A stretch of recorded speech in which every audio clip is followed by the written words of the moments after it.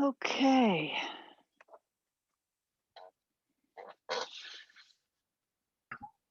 Yeah,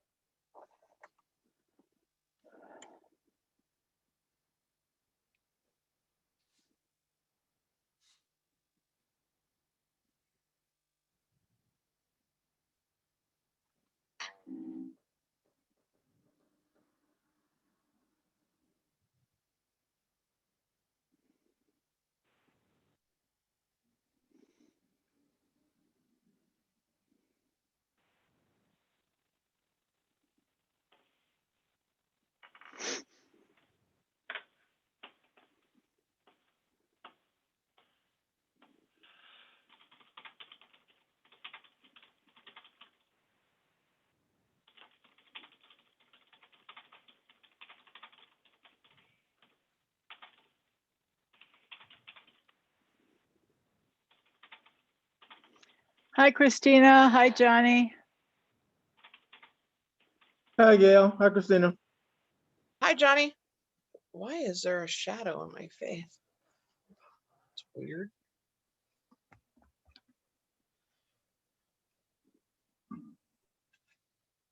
Oh, that's why. Thank you for There you adjusting go. that. There's a weird light. Yeah, you were half Now in shadow. Now I can see. All right.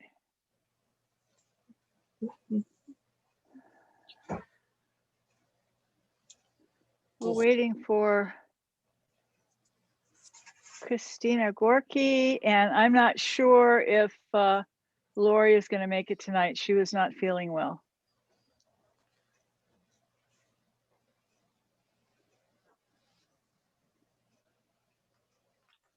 Buddy's there. Hi, Buddy.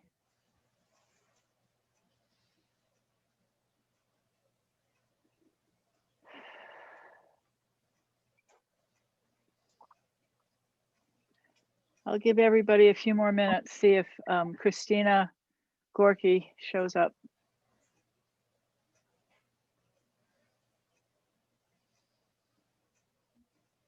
I did text everybody today to remember the meeting.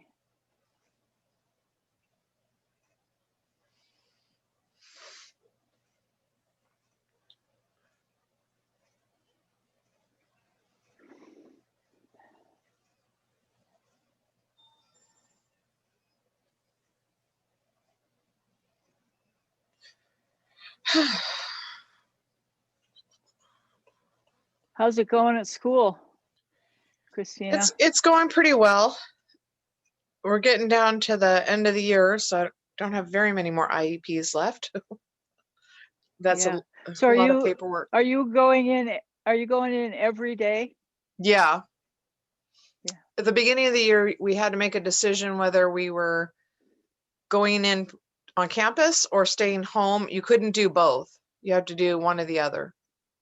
Mhm. So since I'm a special ed teacher, there's so much paperwork involved that I Mhm. decided I would just go in onto campus. Do you have kids in class, Christina? Or are they on outside learning stuff? We're allowed to have small cohorts in special ed.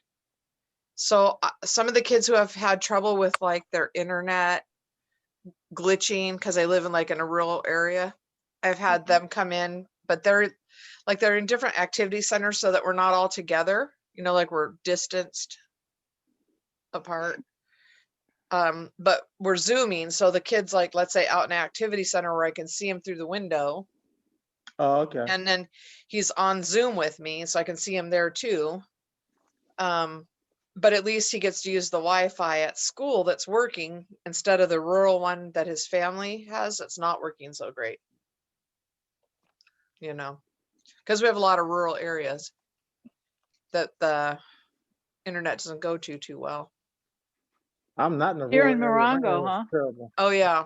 And some of them, it's so rural that they have to spend the highest amount on internet, and some families can't afford it. Oh, Yeah. It's like really, they're stuck way back in canyons and things. Up here at my house, internet is very spotty. Yeah.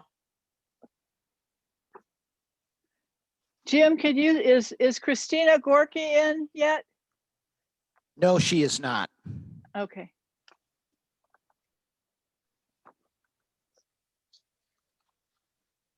Well, I'll give him a couple more minutes till 5 after 6, and then we'll just start because we do have a quorum. Okay. Sounds good.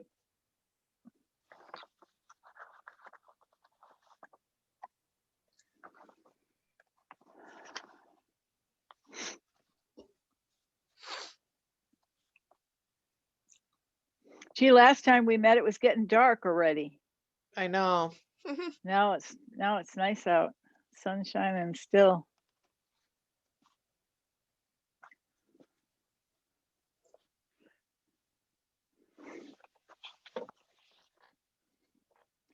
Okay, I'm going to go ahead and I'd like to call the Morongo Valley Community Services District Board of Directors regular board meeting of March 17th, 2021 to order.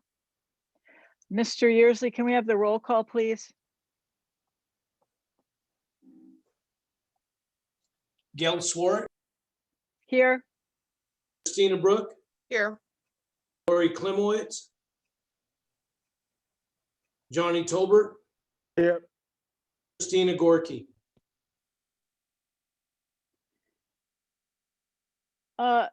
Jim, if either of the other two ladies come in, just bring them into the session, okay? Yes, ma'am. Thank Will you. do. Thank you.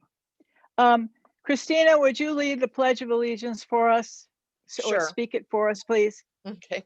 I pledge allegiance to the flag of the United States of America and to the republic for which it stands, one nation, under God, indivisible, with liberty and justice for all.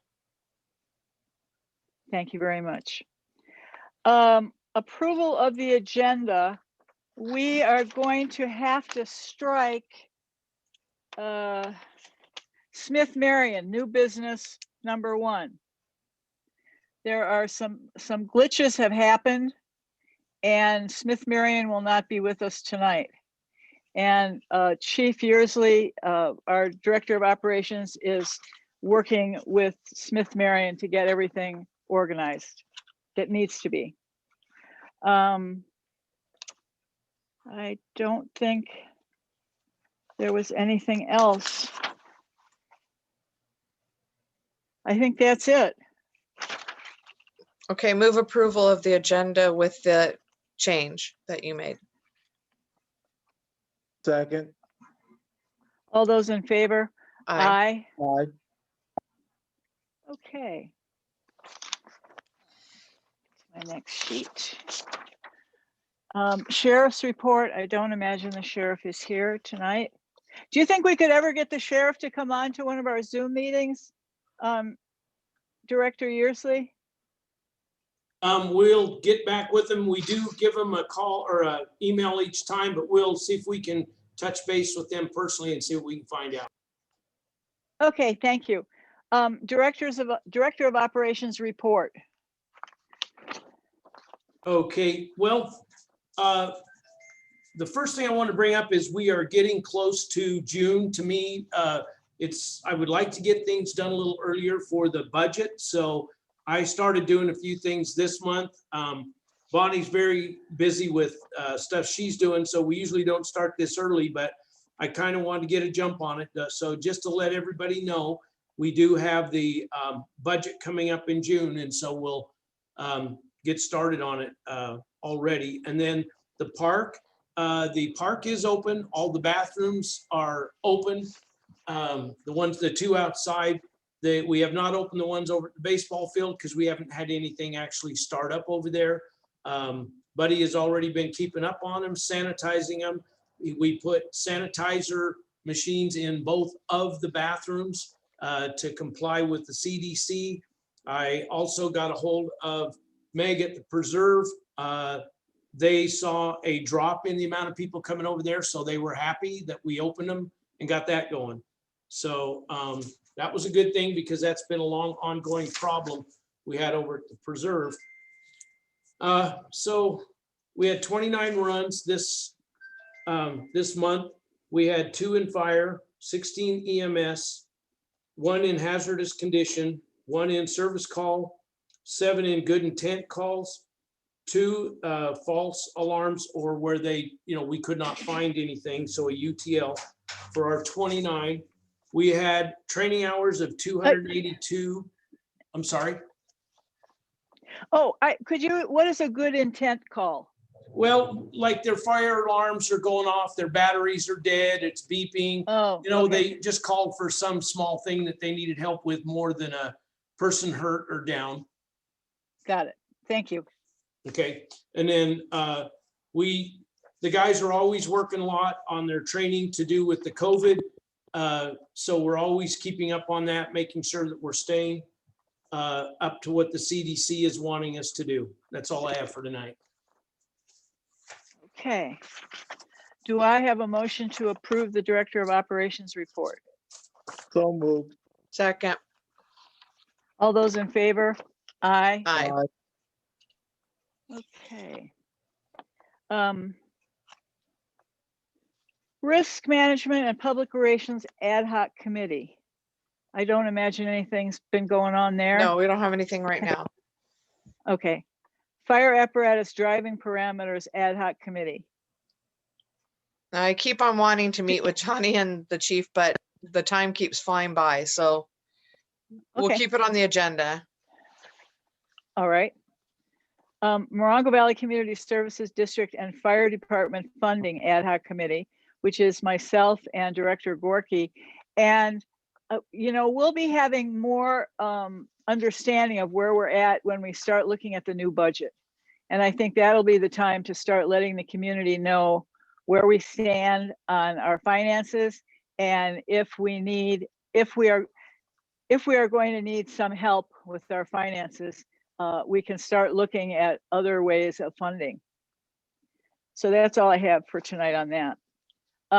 Consent calendar, minutes of the regular board meeting of February 17th. I didn't make any notes. I read through it. I did not see anything. Did either of you see anything that needed to be corrected? No. No? Okay. I didn't, no. Okay. Can I have a motion to I move approve? we accept the minutes from the regular minutes of the meeting on last month, February 17th, that's presented. Yep. Is there a second? I'll second it. All those in favor? Aye. Aye. Okay, now we're on the special board meeting minutes of February 25th. Are there any corrections or additions? There seems to be on page, on the last page under old business 1, there seems to be some question about how we figured the amounts from our bookkeeper. And I feel that Miss Brooks and Miss Brooke and Miss Klimowitz and myself, we all did the calculations and we all came up with the same one. So I honestly don't know what Mrs. Miller is talking about. And I need to have some direction from the rest of the board because she is still not paying what we have asked her to pay. And I would like to know if you have if you want to tell me something so that I can talk to her about it, other than my own Is she here? opinion. Is she in the meeting?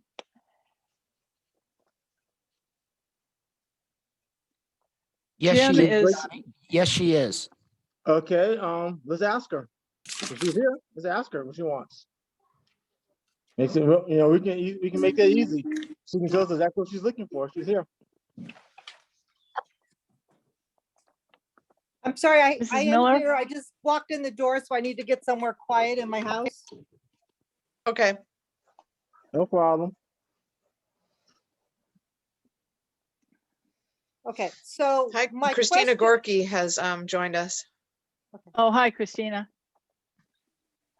so my question was, not that I have not refused to pay him. The check has been written. He has a copy of it to present to the board tonight, just to clarify.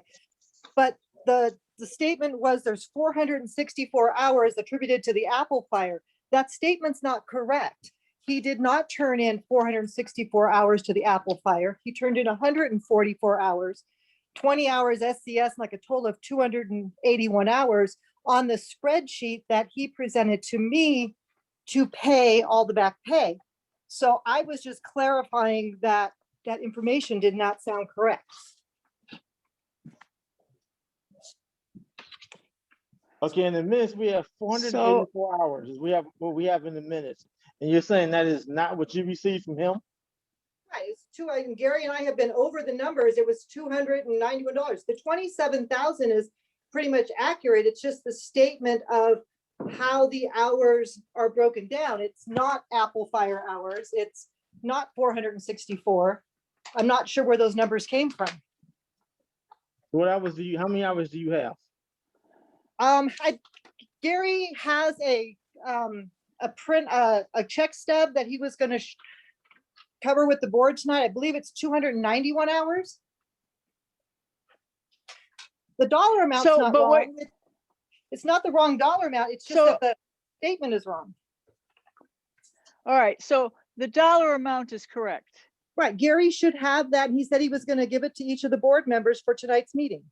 Well, what we did Oh, was okay. everybody got an email correcting that, the amount on where it said for whatever it was, 400 and something. It was a mistake that Brittany had made in the calculation. So she resent out everything in an email to the board already. When? Just a minute, I'll find out. I've not received any email changing. I received one email today, and that was on the employment agreement.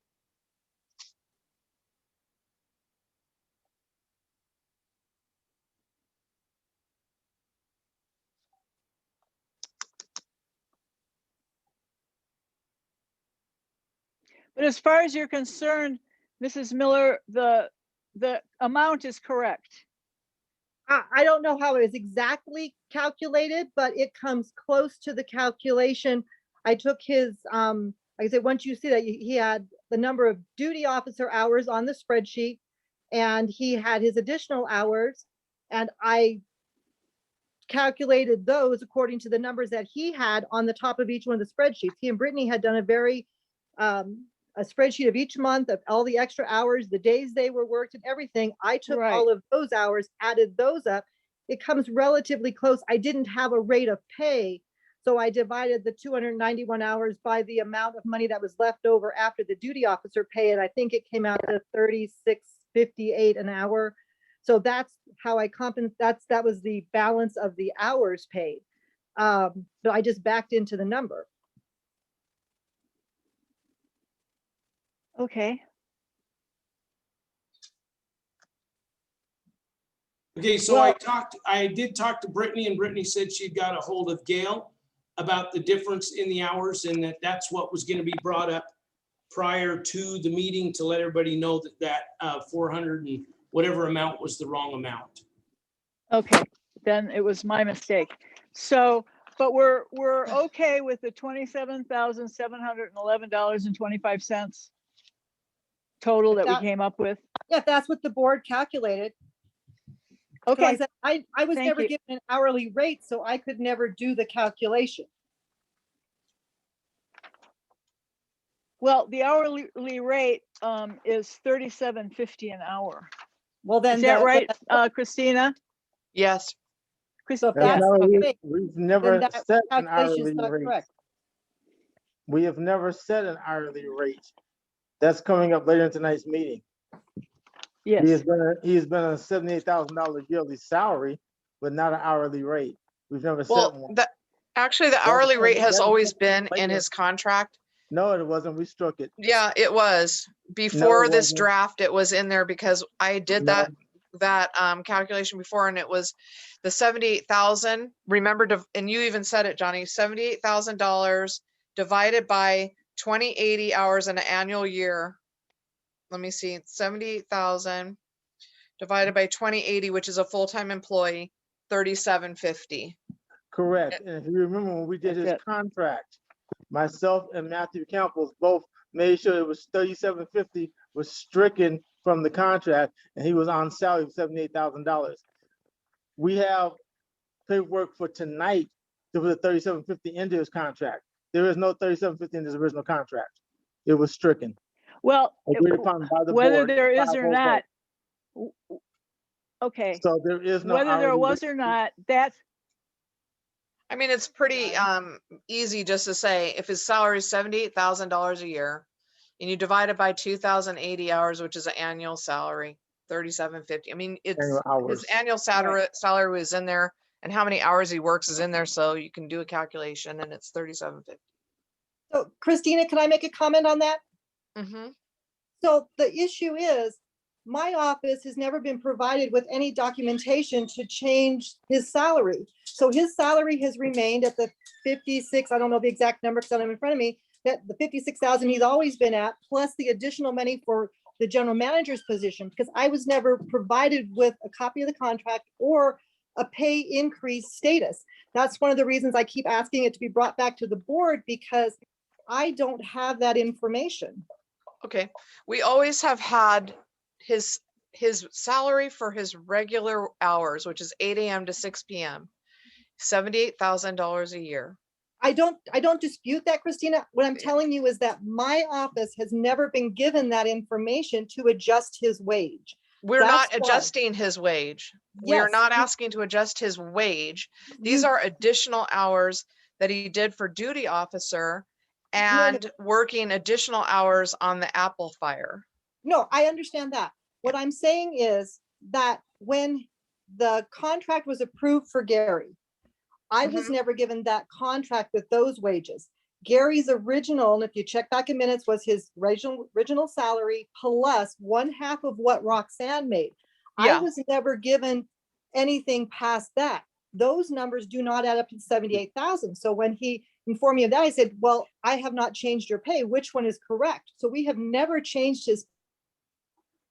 What his 78,000, he's salary been paid was 54,000 for fire chief, and half of what the general manager used to make, which was 48,000. Half of that's 24,000. So 24,000 added to the 54,000 is 78,000. I Christina, agree. I agree with Christina, your the math. problem is very simple. Roxanne did not make $48,000 a year. That's what Bonnie's trying to tell you. Is There we was- never paid Roxanne $48,000 a year. Right. So There when you are- divide it by 2 and make it 24, I believe Roxanne was only making the 44 or 42 when she resigned. Okay, Right. well, regardless, it's been in his contract since we signed it. So that amount has been in there. And that's, so well, I guess we're just gonna fix it tonight, Bonnie, so you'll Yes. have a copy of it after we discuss it tonight. I don't know what part of the agenda we're discussing that under, Gail. Right. That's why I've Well, been it's coming coming up. back and saying I need information so that I can process this stuff. But also keep in mind that these hours were turned into me relatively recently. And when they were turned in, they were paid. So this is not something that my office has held up for months. And it seems to be implying that that's the case. so he's been paid the full $27,711.25. No, he was paid Bonnie? when he turned it in. The duty officer hours were paid in, I believe, around the February 8th of this year. The first 14,000 was paid because I spoke with you and you instructed me to do that. And then the balance of it, because there was a discrepancy on the December hours, was reviewed at the last meeting. couple days ago, he brought in the minutes and I said, well, there's an issue. Let me recalculate for that based on what you turned in. And I gave that information to him. But it's been done as the information has been provided to my office. Okay, well, it looks like we are settling the situation, and it's good that you're here tonight and you can speak about it. And I think we can just move on. So I just wanted to bring this up because there was a question about it in the minutes. So do I have a motion to approve the February 25th minutes? So Did moved. we make changes Do I to have a the minutes? motion? Did we make changes to the minutes? No, We're No, saying, no. we're saying 484, Mrs. Miller said 291, what's correct? sorry, Johnny, we can't not hear you very making cha- well. We are saying in the minutes 484.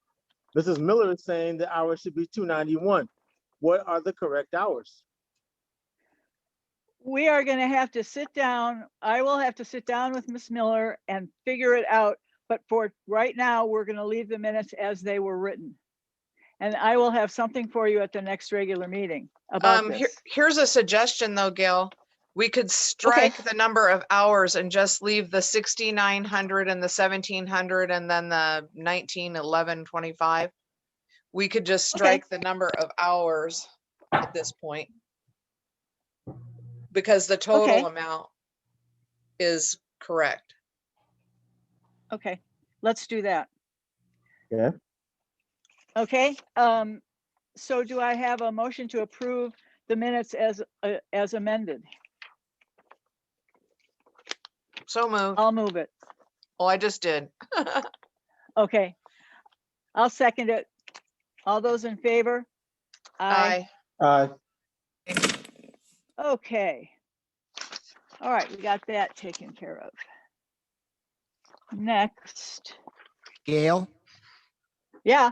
Lori Klimeretz just joined us. Oh, good. Oh, okay. Hi, Hi, Lori. Lori. How you Hi, guys. doing? I'm alive. Okay, We're Here. glad about that. okay, that's that. That's the first page.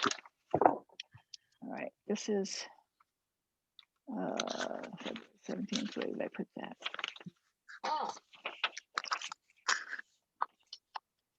Oh, here we go. Okay. Okay, the check cash disbursements came to $70,172.88. Are there any questions about the cash disbursements? I have one. Okay, Have we cleared up the grant with Yearsley yet? I The can what? speak on that. I actually did get a message back from Ed today from them on what they want to do. And right now I haven't. I need to get it to the board to make sure they'll accept it. It's got some other things in it because we had to fix the problem that he did on a invoice. And so it'll have to be something I bring up. I just got it today and I wasn't able to get it on the agenda for today. But there is a Okay. decision to be able to pay them made by the company now. But I wasn't able to get with Bonnie today because she was busy. And so to present it right now, nobody else, I don't have it out there right now. okay, so will that be for next month, Gary? Yes, and we will be able to pay them by then. Okay. Any other questions on the cash disbursements? Do I have a motion to approve the cash and check disbursements and credit card purchases for February? So moved. Second. All those in favor? Aye. Aye. Okay. All right. Number 2, amend Director of Operation Yearsley's contract. Okay, here it is.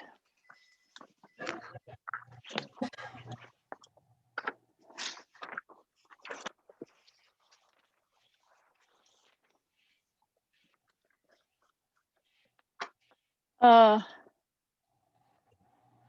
everyone get the newest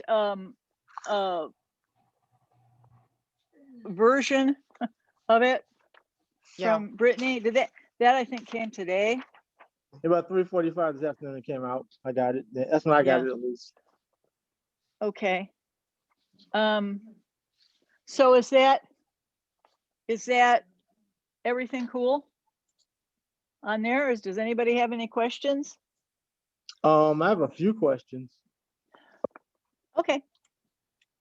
I want to make sure everybody understands exactly what we're looking at here. We spent the last 2.5 years telling everybody in this district that we're not paying him $100,000. If these new amendments are accepted tonight, his base salary would be somewhere in the neighborhood of $120,000 to $122,000. Oh. So are we really willing to say that we can afford to pay one individual 1/7 of Morongo Valley's budget? Well, I could respond to that. Go ahead.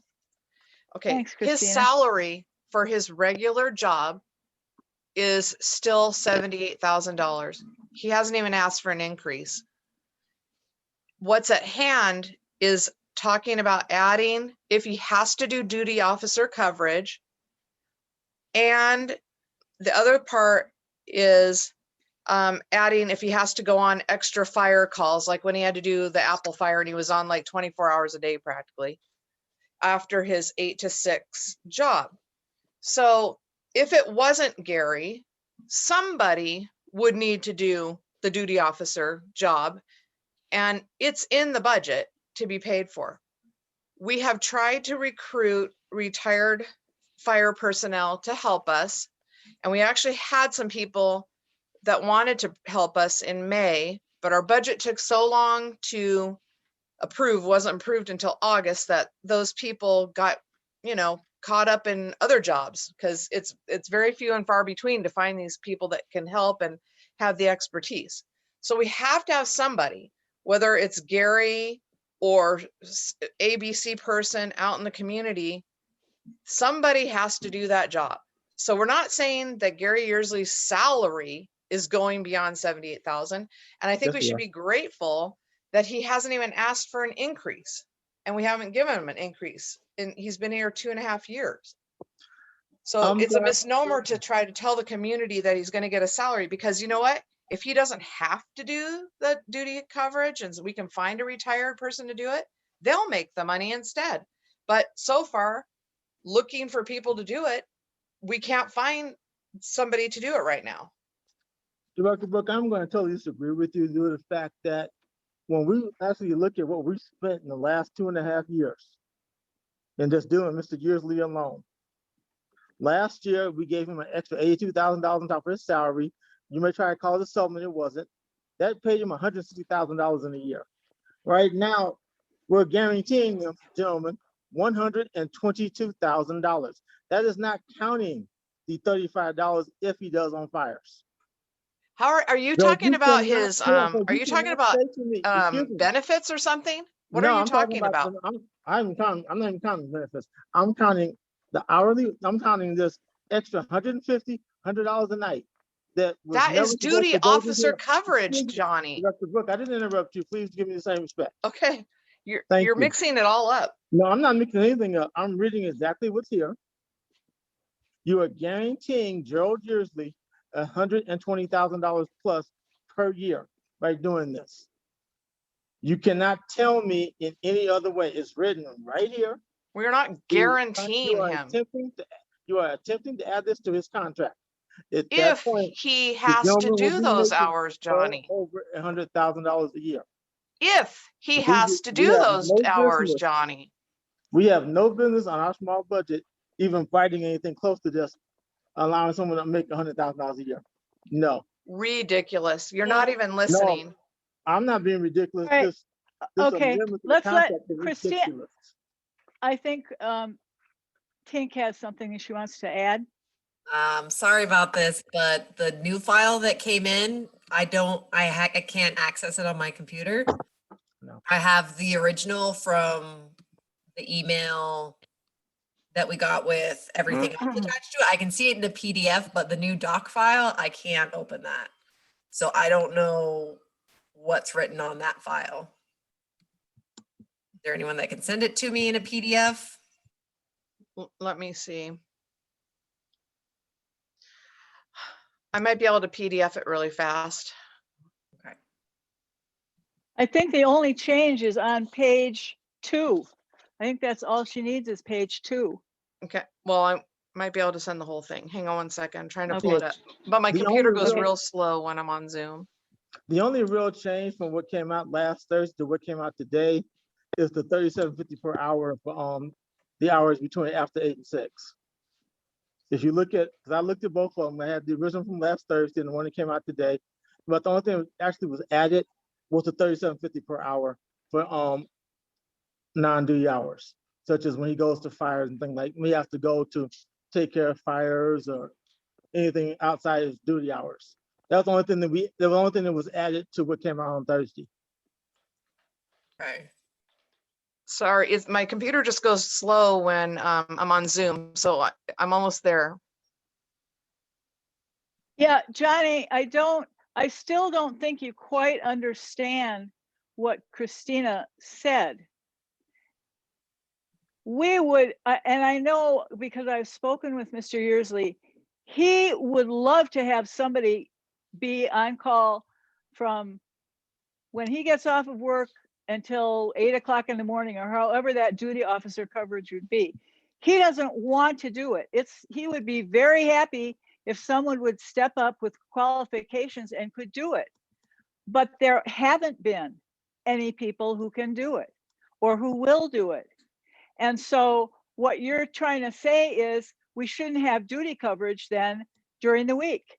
And we have to have duty coverage. We have to have a senior officer on duty, on call, because that's what we have to have as a small district.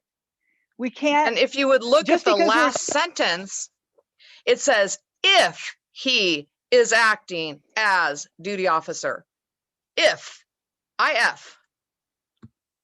And if you Right. talk to other fire departments around the state of California, you will find that a duty officer is not an extra paid position as you are trying to make it. Duty officer is a title bestowed on an individual on duty that day. So as I argued and Matthew Campbell argued when you brought forth the budget, that it makes no sense to put a paid position in as duty officer. We had to in the past because the union requested it. The newest union MOU did not request a duty officer. So you are adding pay that we do not have to add. So we would have to So ask we our are employee if he's willing to work 24 hours a day They already for do. $78,000. That's ridiculous. He's on salary. I His know hours, Johnny. Johnny, that are in the contract say 8 a.m. to 6 p.m. Why are you doing this? I know quite a few people that are on salary that get called in during their off hours because they're on salary. That's why you have salary exempt and salary non-exempt. So we never even classified how we were going to pay to begin with. So Oh when my you start God, his paying hours have been in the 37.50, contract from the beginning. So are you saying he's salary non-exempt? So he rates overtime? Is that what you're saying? It says he works 8 a.m. to 6 p.m. Mm-hmm. That is what it says. And it's always said that. For a salary. Now, is he salary exempt or salary non-exempt? That has never been clarified. This is a different category. He can have a salary as the director of operations, and then he can be hired also in these other ways that are not combined with his salary. And it has And if And he's we've needed. talked, If. And you're still giving him over $100,000 a year. You can try to No, sugarcoat it. Johnny. You can try No. to sugarcoat If it all another you guy want. does the job, they get the money. That's only if. Can you look at the word if? I've read this thing so many times, but don't even try. Oh my God. You are still trying to sugarcoat it. You are guaranteeing him over $100,000 a year. No, we're not. Yes, If you he are. has to work it, Johnny. Good God. Good God yourself. he is Guaranteeing the man He $100,000 a year. You paid him $150,000 last year. Johnny, You've already given him $100,000 this year. Oh my Johnny, God, I'm not even going to make one more comment about this. We're just gonna call for the question because it is getting ridiculous. Yeah, she's I'm right, having it's trouble ridiculous. giving this as a PDF because when I pull it up, it comes up in a Google Drive, which I cannot PDF. So maybe Brittany's there and maybe Brittany could PDF it to Miss Gorky. I'm sorry, I can't PDF it right now. It's Google. I was able to get a screenshot of it. Oh, okay, good. Sorry, I couldn't do it. I'm kind of looking, I just don't understand, and this might have been stuff that was set up before I was on the board. I'm kind of with Johnny as far as what I've understood is when your salary, even if you're working outside of the hours of what's normally scheduled, you're on salary. So I'm not so much worried about the duty officer. I get that. And if we have someone else that can do that, awesome. I'd love to see, other people having access to, supporting the fire department like that. But I don't understand paying hourly wages on a salary as well. Okay, Christine, she sent you that about 5 minutes ago, Yeah, I got that screenshot. The duty officer thing, like I said, that makes sense to me. I understand that it might be you, it might be someone else. If we find someone retired who wants to come help us, awesome. They can have that, however that works. I just don't understand. From my understanding is when there's a salary pay, I don't understand why we have an hourly rate when it's outside of those hours, if that's what the salary is. Well, what it okay, says, okay, the paragraph, maybe we should try read the to paragraph. let me explain it. Let me explain a little bit. What we're talking about is, for instance, on the Apple Fire, Mr. Yearsley worked from Monday through Thursday, his regular hours. But then he had to work Friday, Saturday, and Sunday to make sure to coordinate with all of the organizations that were working the Apple Fire so that we would be protected. That's part of what we pay him extra, or are paying this $37.50 an hour. When he has to go away from the district on his days off and work, that's not included in his contract. He is to work from Monday through Thursday and the hours. So this is something totally different. It's not duty coverage. It's when he went to the Apple Fire, for instance, or some other something else that comes up that's very important that he has to be at. That's what this money would be for. Right. I if get it's what needed.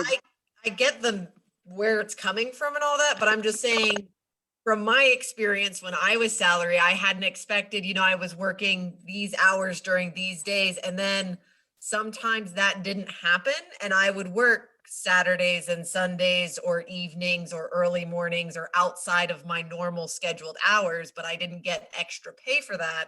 It was still under my salary. Okay, so Christina, then what if they would have called you in to start on the 1st of the month and you didn't get off again? You had to work 24 hours a day straight till the 20th. Well, then what would you do? I might reconsider what job I have. Well, maybe that's what I should do. Also, we also should keep in mind that in the past, we've had general managers who put in 40, 60, 80 hours a week without anything extra. I know Chief Johnson put in more than 40 hours a week and also only received salary. You are attempting to set a new precedent by doing this. We've never paid this in the past, but now, just because we have Gerald Yearsley, we're going to pay it. We've had very good fire chiefs. We've had very good general managers that we didn't. We put them on salary and they received their salary. And they were supposed to work 40 hours a week. And I know Rick LaBelle worked many more hours than 40 hours. I know Jock Johnson did also. And neither one of them got a penny extra. Well, guess what? Chief Yearsley is doing both the job of the fire chief and the general manager, and he's only getting paid half of what the general manager was paid before. And so he is doing a bang up job, and I'm getting really tired of this disrespectful conversation that's happening right now. And if you just look at Johnny, the compensation, do not interrupt. if you look at the compensation, it says that he shall be paid a salary at the rate of $37.50 per hour, which is equivalent to $78,000 a year when he works from 8 a.m. to 6 p.m. Monday through Thursday. That is how much he gets. Then it says, if he has to act as acting director, if you look at the last sentence in the paragraph, then he would be paid a compensation of $100 per weekday, Monday through Thursday, and $150 for Friday through Sunday. And that would be from 6 p.m. or 6:01 p.m. until 7:59 a.m. Okay. So he is keeping this district running by being willing to do this. I mean, he could just say, you know what, I don't want to do this, and then we won't have duty officer coverage, and it will be a very bad problem. And I'm just really, I think we should just call for the question, because this is getting ridiculous. I will call for the question. Do I have Gail? a motion to approve? Gail, Bonnie Miller has her hand up. Okay, Bonnie. Well, I want to clarify so that I know exactly how to pay him. There's a difference between the Apple Fire hours and the extra hours.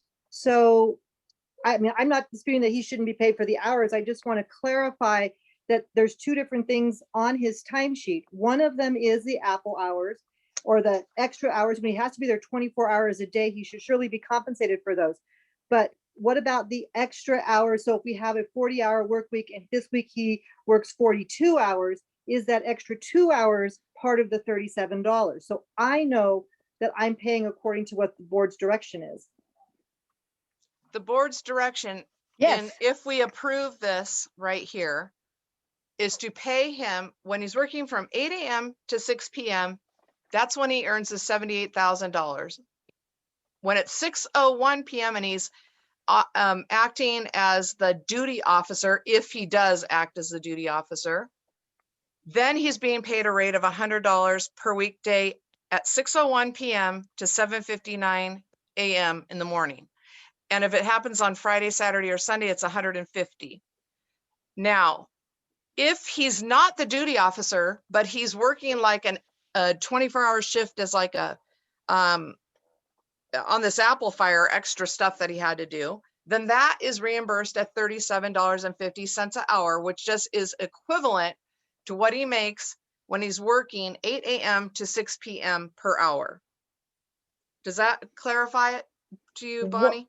What if there are extra hours? If you look at the information that was turned in when all of this started, some Fridays he might have extra hours. So that's what I'm asking. So if he has 2 extra hours on a Friday and it's not an emergency situation, is that still compensated as additional time? And how should this information be turned in to us? Because everyone else has a Sling timesheet and they turn their hours into Brittany, it's approved, we get the totals. We don't have that same with this. So are we supposed to be, does the board want him to track his hours, the 8 to 6? Or is that just a given that it's 40 hours? But then if he stays over 2 hours on Friday morning and it is a duty day, is that still compensable time? And how should he be turning that in? Yes, he should be turning in his hours from 8 a.m. to 6 p.m. to get his regular salary. And then if he has to work 2 more hours, yeah, he have to turn it in unless he's being the duty officer. And in which case he only gets paid $100 for that whole shift from 6:01 p.m. to 7:59 a.m. If he's doing the duty officer, but he has to declare whether it's a duty officer shift, which is like, 12 hours or whatever that would be, more than 12 hours, 14 hours. And so he has to tell us, is this a duty officer shift you're doing for the 100? Or is it just a couple extra hours that you had to go do some more work? And in which case you're paid till 6 p.m. normally. And after that, yeah, you get $37.50 an hour, because that's the way we have it written. And this We're is not all saying this man is a 24-hour employee. no. And so so he turns in, so his standard 40 hours a week plus any additional hours plus his duty pay, and that's what should be turned in every 2 weeks. Correct. And Yes. any hours outside of over 40 hours be compensated. So like on a Friday morning when he's getting paid the duty officer for Friday night, then he would still get the extra 2 hours for that morning. No, not if he's on duty officer. If he's being duty officer, he cannot double dip. So he has So- to declare, I worked this whole shift from 6:01 PM to 7:59 AM. I was the duty officer at that time. So no, here- there's not extra compensation. It's only if he's being a duty officer. Does that make sense to everybody on the It- board? Yes. Okay, it- so uh, let me bring up the fact that if that is in fact the case, duty officer only comes in on emergencies and takes care of fires, extrication of things. But if there's other work of the district that keeps me there to stay, maybe I won't be able to do the duty officer anymore, because that to me has got to be taken care of too. So either way, there's not the duty officer and taking care of business of the district is not the same job. It's two jobs. So Right. either way, I'm just letting you know that if I've got to stay here because something happens in the district that we've got to bring in people to fix something, or something's broke, or the roof caved in or something, and I'm going to be staying, I still have got to cover the duty officer job. So whatever the board comes up with, I'm going to be turning in hours for having to stay for that, because it is not a duty officer's job to do that.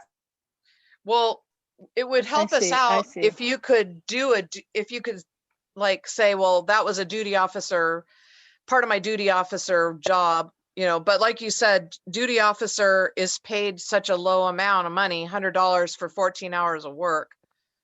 Because basically you're rolling when there's like an emergency, and when you have to be the incident commander, right? Right, and I'm not at the station on some of the days when I'm doing duty officer, but I am when I'm here working during the week. But some Right, of it, I'm exactly. not here, so I stay at home or take care of things I gotta take care of, and then roll in when there's a problem. It's Okay, not so a what would you like 24 to hours at the suggest about station. that? Well, that's, all I can say is they are gonna overlap, and a duty officer is not one that has to stay here and take care of a collapsed roof. They're gonna be the one, somebody's gonna have to come in, either Break Bill or I are gonna have to come in to get somebody in here to take care of it. So the hours have to be paid somehow. And it's not a duty officer job. I mean, the duty officer's getting, $150 for 24 hours, which is basically like about $6 an hour. So if I'm Well, not having to stay even. if I'm gonna have to stay for a problem that's happening in the district, the board's gonna have to decide if they, at that time, just don't want me to do the duty officer anymore, and we want to find somebody else or whatever. Well, But I know you've been trying to find a duty officer, because I mean, ideally we don't want you working 24 hours a day. It's really hard being an emergency personnel person to be working 24 hours a day. well, So right now, ideally we would like to get somebody to be duty officer, but like we said, we had that fire chief that wanted to do it, and then the budget took too long to. well, with the COVID stuff going on, everybody has been hired out to do testing of some kind at all the colleges and all of the hospitals, and there's more jobs out there than you can even shake a stick at if you're into the medical side. So there's just no available people out there that are not getting 35 to 40 bucks an hour to be, taking temperatures of people somewhere. Yeah. And we're getting a fire chief for $37.50 an hour. Go check other fire departments. It's disgusting that we're So, that we're even what? questioning Yes, this. I agree with you. So what is the resolution on this? How do we make this so that when you're the duty officer, you get that? And then, I mean, I have to say, I have a good relationship with Mr. Yearsley, and I never have ever felt that he would try to take anything that he wasn't due, and that he has really done a fantastic service for this little community. And I don't think people realize how much it takes to do the job that he's doing. And so if he has to stay here on a Friday and do actual work that's other than duty officer work, he should get paid for that. So I'm trying to figure out, looking at this right now, how we can make that really clear, or is it clear enough the way it's written? So basically the issue at hand is when it's an overlap. when it's like, he's not Yeah. going to be doing a full duty officer shift for us, which would be at 6:01 PM to 7:59 in the morning. But he just has to stay for 2 hours because somebody's coming to fix the sewage or whatever. That's after 6 o'clock at night. Basically, what you're saying is you want to take him from being a salaried employee to an hourly employee. Is what you're saying. To make It's, sure that it's, every extra okay, hour maybe is we paid. should just say he'll be paid an hourly rate of $37.50 an hour, because if that word salary is bugging everybody, just take it out. Morongo Valley shall pay the director of operations an hourly rate of $37.50 per hour. If you Oh, if you that's want to it. take Yeah. that word I salary can't out, agree with that if for the that's simple fact throwing we've never everybody done off that. kilter, We've always had our fire chief and our general manager on salary. okay, so we'll just do I hourly. don't understand why we feel that we have to pay him extra money when we had general managers put in many extra hours besides their 40 hours and never. Well, you know what, received extra pay. Johnny? He's doing 2 jobs for us. He's the fire chief and he's our general manager, which is Yes, incredible. yes, And that's if you you're look at other correct. fire departments, like let's say the city of Redlands, for example, where the fire chief's getting about $150,000 a year, divided by 2080, Chief Yearsley could go work for the city of Redlands and make $72 an hour. Okay, you're correct, Christina. He is doing 2 jobs. He's doing 2 part-time jobs and receiving a salary and a half for it. If he's only working 40 Johnny. hours to do 2 jobs, then he is working Johnny. 2 part-time jobs Johnny, and receiving a salary and a half. Johnny? Okay, Johnny, you've said that repeatedly tonight. We get what you're trying to tell us. And what I we're did not trying to say that tell before, you, Gail. what we're trying to tell you is this is not the past. This is 2021, and many things have changed. And some of the things that have changed are the fact that we cannot find people to work for our district in the fire department. We are trying our best to find other people to work. But as Mr. Yearsley said, people are working in other jobs now because of COVID and making 2 or 3 times as much money as they could make here. So he is covering our butts for this amount of money. And it is, in my opinion, it is worth it. And I think that we would be shirking our duty as directors of the board to not do this and to not say that this is a good thing for our district and for our community and for the people that live here. So Christina, would you call for the question? And Well, you can call for the question and I'll motion it, but I'm looking okay, right now on the internet. I just want to clarify. I'm looking at the internet. A fire battalion chief, not even the chief, but the fire battalion chief for the city of Redlands, which is a rural area too, makes $162,000 a year. That's $77.90 an hour. And our chief is so talented. He could go get a job over at any other fire department, but he chooses to be here helping rural America. And I'm just so thankful for you, Chief Yearsley, that you're here helping us do this, plus doing the general manager job for that salary. And I just commend you without you, okay, really. And I will move that I'm going to move that the employment agreement that has the yellow highlighting in it, the one that we just received today from Brittany. Let me see what time that was. At 3:49 p.m.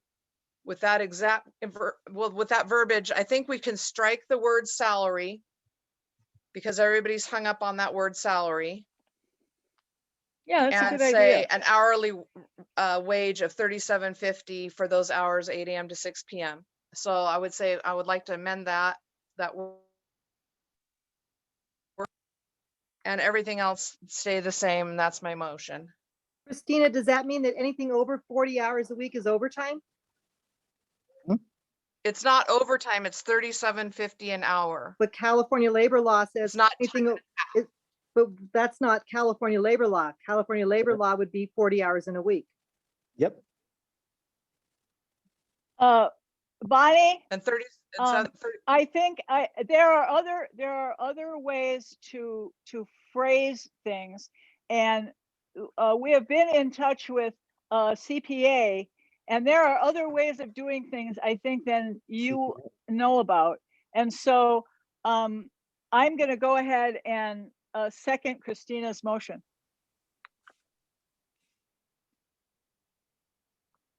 And I would like to call for a roll call vote.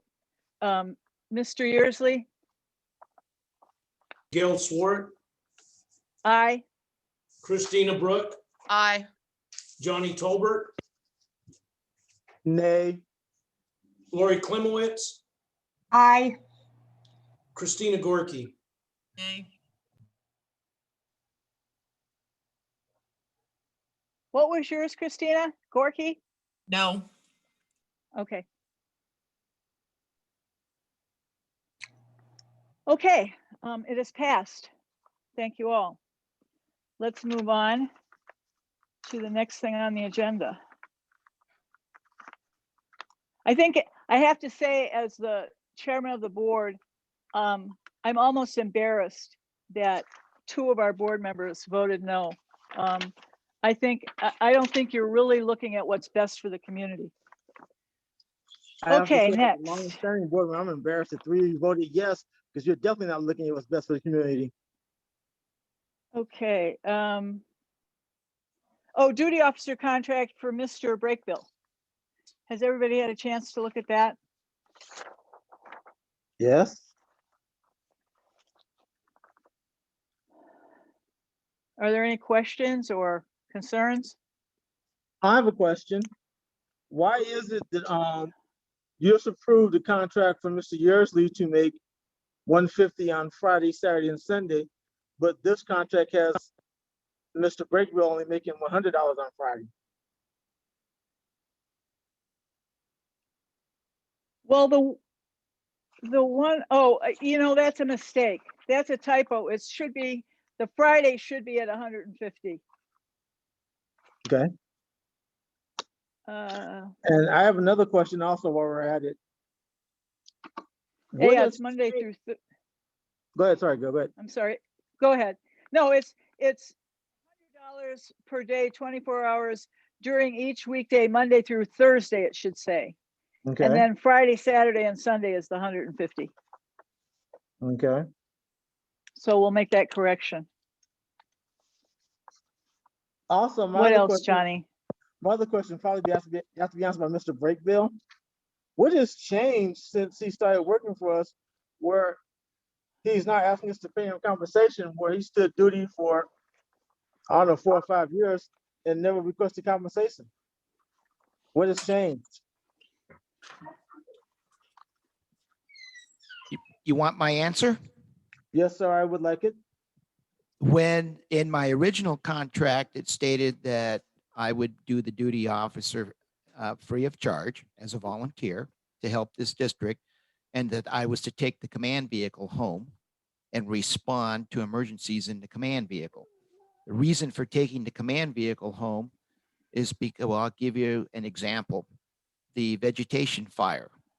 If I was responding in my own vehicle, I wouldn't be able to get down the hill, and they'd be without a duty officer. So when I was asked not to take the command vehicle home, that's when the decision was made to start paying me for the use of my car to respond. And then I also put the caveat on there that if I can't get down the hill because I'm not in an emergency vehicle or a 4-wheel drive vehicle, that it may place the district at some kind of liability. So for the past, since June, I've been responding in my own POV. When was the contract changed, Mr. Breakbill? The original contract, Yes, sir. it was back when Roxanne was here. I said, when was it changed? I know when you originally Oh. signed it. When was it changed, is my question. I believe it was changed. Yeah, when I couldn't take the vehicle home, and I'd have to go back and look at my notes. Okay, my question is very simple. The board never made a change to that. So the contract to the board should have been changed by the board, correct? That was my assumption. So once again, who changed it? The board hasn't made any changes. There's been no votes by the board to make any changes, so how was the contract changed? It was either you, Johnny, or it was Gail that said that I couldn't take the vehicle home, and I believe it was Gail. I know I never said that. She did call me one time and ask me about it, and I told her no. I had no problem with it because it was a contract. I brought the fact that the board did vote to not allow the vehicle to go to Urinal, but I've never agreed to make any change to your contract. So, yeah, So I what it worked, I sounds worked to at me, the what you're pleasure of the saying- board, and when I had my conversation with Gail, she said that she wanted the vehicle left at the station. And So I what- sent her a copy of my contract, and I just said I serve at the pleasure of the board. That's what the board wants, not a problem. I parked the vehicle and it's been parked ever since. So what it sounds like to me, what you're saying is Ms. Swart made a change to the contract agreement without bringing it to the board, which is. No, I did That's what not you do just that, said. Johnny. That's what Mrs. Bigwell I just did said. not do that. I Okay, did not then do that. I explain do yourself, not please. have, Johnny, I do not have the authority to tell an employee to do anything. And so we discussed it, and you, as a matter of fact, Johnny, said you did not want Mr. Yearsley taking the vehicle home.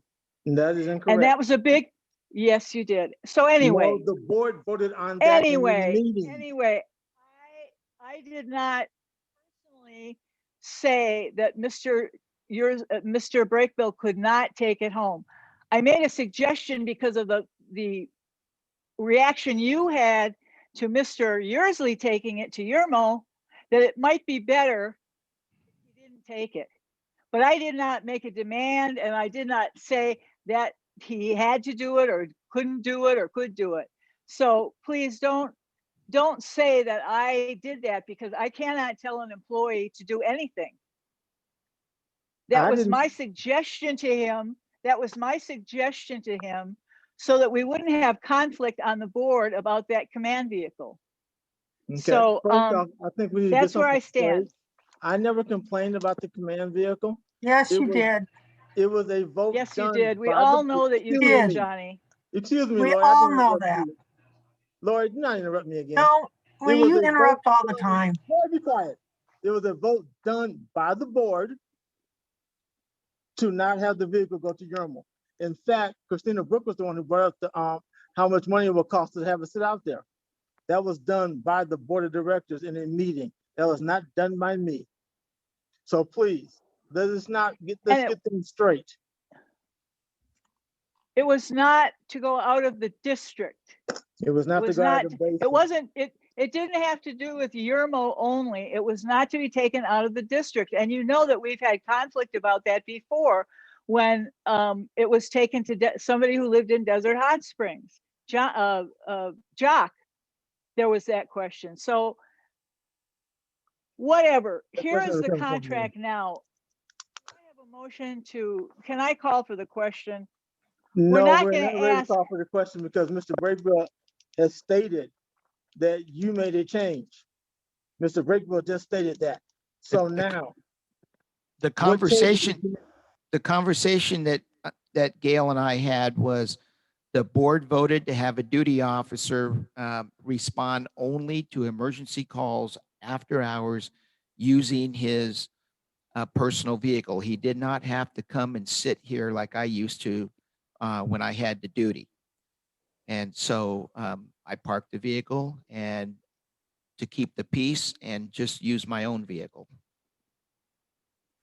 And the board did make a decision that we were instructed, Mr. Yearsley and I was instructed to place an ad, try to find a duty officer to respond from home only when called upon for an emergency or an employee injury.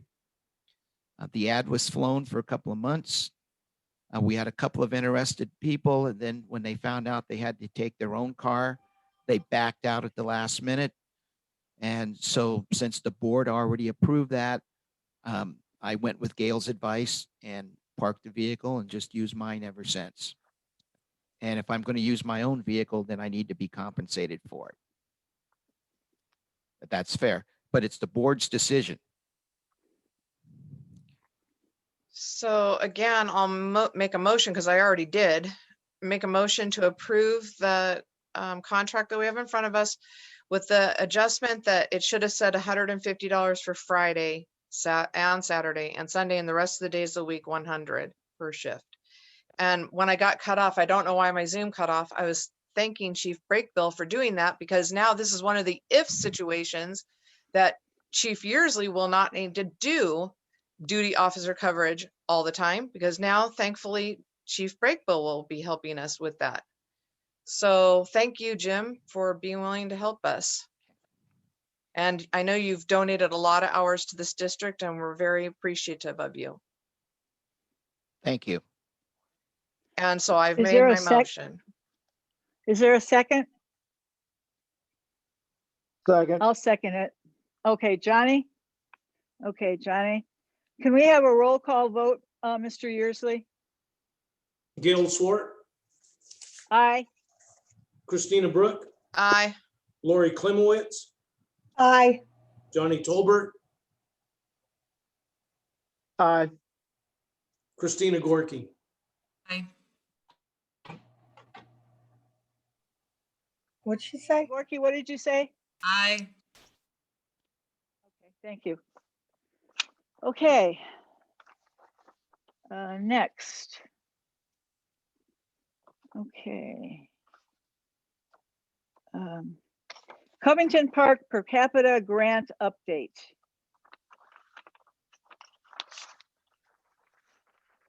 I don't know if everyone got the, are you gonna put something up on the screen, Mr. Brakebill? Can't hear you, Jim. You're muted. Sorry about that. Do you want the No, one that's okay. with the pictures and the survey? Yeah, Okay, stand by. thank you. Can you see it on the screen now? Yes. Okay. So let me know when to scroll, Gail. Okay, I'm trying to see. Oh, that's park option 1. Okay. Here is the results. We got a lot of input on what people would like to see at the park. 98 people actually signed in and made a choice.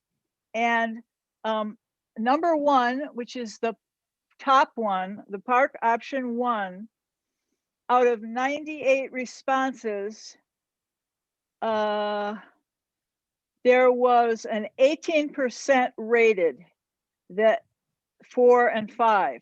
So it only had a 2.36 average rating out of those 98 people. Then the second one had a rating of 4.78 average rating. That means how many stars? It was almost a full 5 of the 98 people, and that was 94% rating. And then the third one had a 17% rate with only 2 stars, which was a 2.14 average rating. So it looked like from that the majority of people who answered this, who took the time and answered the survey, said that they would like to see option number 2. And you know, we can all look at it. I'm not sure. I got something that had a bunch of different colors. I don't know if we can ask for different colors or not, but this seems to be the one that the most people said they'd like to see in our park. Nice. Yeah, So Beautiful. now, I'm sorry, That- what? When it came into the email, it was listed as park option 4A, option 6, and option 3. So which one are we looking at based on what we received? You understand my question? No, The picture's sheet right in that I front of got- us. Mm-hmm. On Zoom. it's the number, Yep. the one that says number 2. And it says right next to it, 94% rated between 4 and 5 stars, which 5 stars was the most. So that's the one that the most people chose. So this one right here in front of us that has like this green slide going up and then the little walkway and then the slide going down. That's the one that has the big green bar that shows 94% of people wanted that one. Right. So that's right now on our screen, on our Zoom screen. That's the one that the community wanted. Well, if that's what the community wants, that's what we should get. And I asked Mr. Yearsley today, and he said, yes, that is within the amount of money that we are getting for that grant. So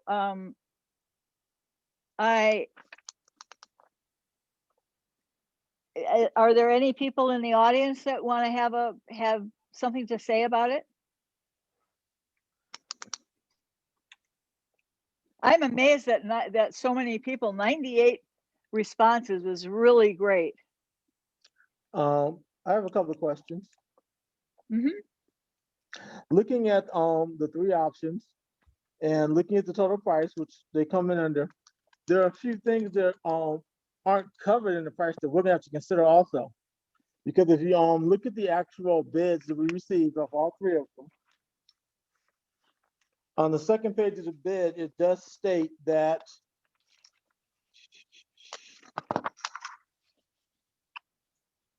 where is it?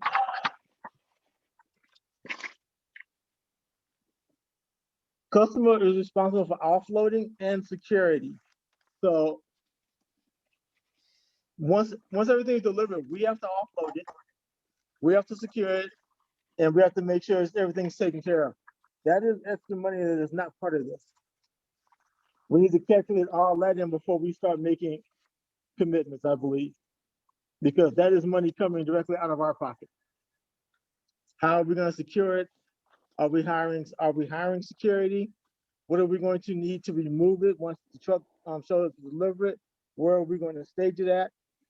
Because I do believe we all know, unfortunately, that we have had vandalism at that park. And I would hope that when we do get this equipment in, that since it is for the district, that nobody would tamper with it. But I have concerns. I mean, I'll have to agree that going through all the paperwork, that is the best option. I like it the best. I think it'll give the district the best usage, but we need to make sure that if we get it put together, how are we going to secure it and how are we going to remove it? There are still a few questions. Mr. Yearsley, we do have money in a park fund, do we not? Yes, sir. That we There could- is some money for the park fund. So we do have money where we could secure it and have somebody watch over the stuff until they actually install it, right? Yeah, Well, I have a question too. Is installation part of the grant? yes, this is a turnkey setup that they go from demolition to hauling the stuff off to putting the stuff in. And it looks like that when we accept it from them. Okay, thank you. Is the playground surface included? The one that they're showing here is the one we're gonna have is gonna be wood chips. And yes, that's what it'll be, is like that. And the wood chips is included in the bid? Yes, it is. Like I said, Okay. it'll look just like these pictures when it's done. Nice. Okay, Okay, we're gonna have to pay tax on that, are we not? The amount that he gives us in a bid is supposed to be the total amount for the whole job. Because it says purchase amount 177,800, and 28 cents. And then it says sales tax exemption certificate. Well, Gail, if you look at it right above that, it gives a subtotal. It does have tax in it, 4,997. Oh, okay. Okay, I'm not looking on the right page. Yeah, because like I said, we got it came in the email in the Covington Park Playground option 6. Okay, And we get the subtotal of 210,000 with a discount of 52,000. A material surcharge of $4,600, freight of 9,300, and tax of 4,997.95. For a total of Johnny, Okay, well- Brittany said that is option 6, the one in the middle. Yeah, I was looking at that. So like I said, that's because when they came in, I printed out all of it so I could sit down and actually go through it and see if there were any questions I was gonna have to ask. And my only concern is unfortunately vandals. That does worry me. After having this done, I am down for it. I want it done. We need to do something to help the park better itself and let the kids have better time to play, since we've had so much vandalism with our old equipment. My concern is getting it set in with vandals until we have it set up. Also, Johnny? do we have an inspector? Johnny, Yes, sir. until we actually accept the job and it's finished, then the builder and the contractor are the ones that are responsible for the product. So if it comes in, they leave it sitting out and it gets stolen, it's going to be on them to replace. We don't have to worry about anything in the process of the building. That's on the builder that's doing it. Well, and is the price for the park inspection included in their price? Everything is turnkey. They are certified to do it themselves. They do the inspections because they all okay. have certificates from the state. Right, well, if all we need to do is have somebody watch it for the day or two that all the pieces are there, but they haven't started putting it together yet, can't we hire a security person for a few We days? can, but Gail, I'm telling you, the company that builds this, it's their responsibility, and I'm sure they'll have somebody to keep an eye on it. If they even do just leave it out, more than likely, they'll bring it in on trucks that it's inside of and take what they don't put up with them. So I built some of Got this it. stuff in other cities, and you don't leave anything there when you leave. okay, Michael, it's very simple. It says customer is responsible for offload. It also says storage. Customer is responsible for providing a secure location to offload and store the equipment during the installation process. Once the equipment has been delivered to the site, the owner is responsible should theft or vandalism occur unless other arrangements have been made and noted on this quote. So it is saying that we are responsible for it once it gets to our land. That Well, is in the paperwork. When we talked to him and when we put it in, we told him, or when we asked for the bid, I told him in the original time that he was here that we did not have a place big enough to store it and that we did not have personnel to watch it. So that might be in there, but as far as I'm concerned, we've already made arrangements for them to take care of that. Okay, the problem is if we sign this as a contract and we sign this contract, we are responsible. That's why they put it in there. And that's why I'm asking. Johnny, it says unless you've made other arrangements, when we sign the contract, we'll make sure the arrangements are in there. It needs to be written down, so we're covered, sir. Johnny, this is a bid. We can't put stuff in that's not part of the bid. We'll put that in when we sign the contract with them on what they have to do and what we'll do. Okay. I'm only reading what they gave us. So, And even, Is there I'm a looking on the internet right now. And even if we Okay. had to hire a 24/7 bodyguard, if it was gonna be a bodyguard, I don't think we need that high security, but $150. So I think we can afford it, even if they say, oh no, we're not gonna actually do that. I'm just bringing up concerns so that when we start this project, we know exactly what we're doing, so we can get it taken care of for the community. That's all I'm doing. I'm reading what they sent us and okay, asking questions, so we have full answers for our community. Okay, so right now we believe that the company is going to provide the security for when they bring the part in. If not, it would be affordable to get a security team there or a person or whatever. Right. Okay. Yeah. So what do we need to do? Just can cover approve the one that the community wants? Is that what the question Yeah. is? Okay, I'm going to move approval that Yes. we accept what the community is asking for, which is is that number 6, right? Well, right here Yeah. it says option 2. I don't know, but people are On the talking about Yeah. print out from Game Time Company is option 6, and I will second that motion. Okay. Let's have a roll call vote on this also, Mr. Yearsley. Gail Swart, Aye. Christina Brook, aye. Lori Klimowitz, Aye. Johnny Tolbert, Aye. Christina Gorky. Aye.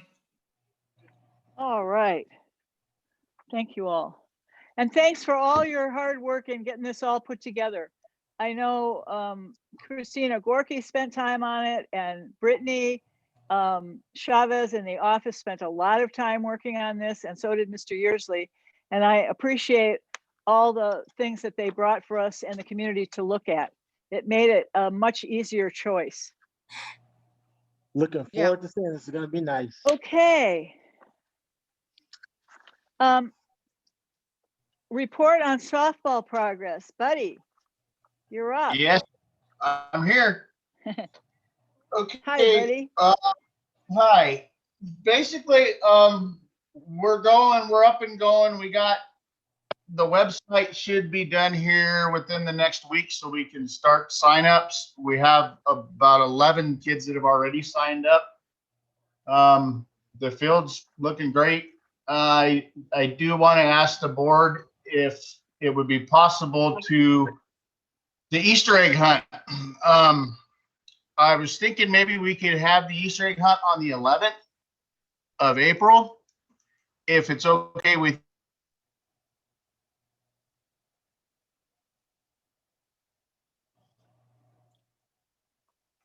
His audio went. He's muted right now. Oh, It shows muted. is that better?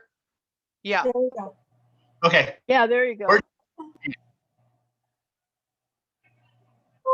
Did you guys hear any of that?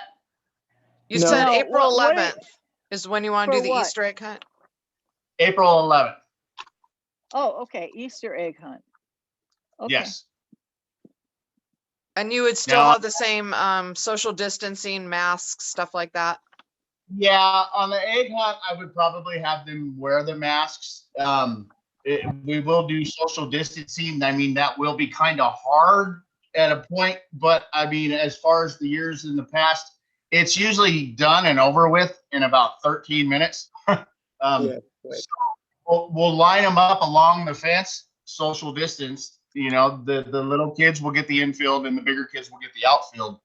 But I will have them social distance as far as when they're lined up, and they will have masks on. And like I said, it's at the most a 15-minute deal, and they're gone.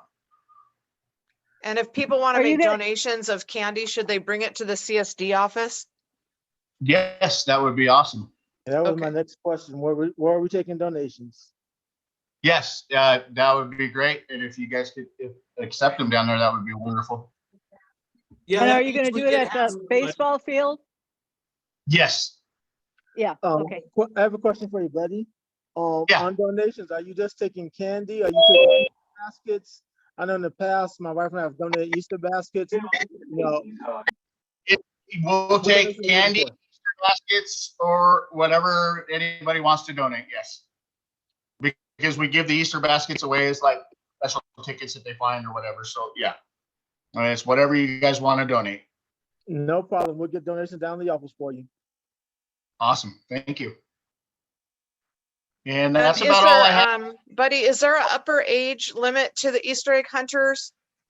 Yeah, it was, I believe the cutoff age was I believe it was 12. 12? Okay, because we could advertise it at the school. Yeah.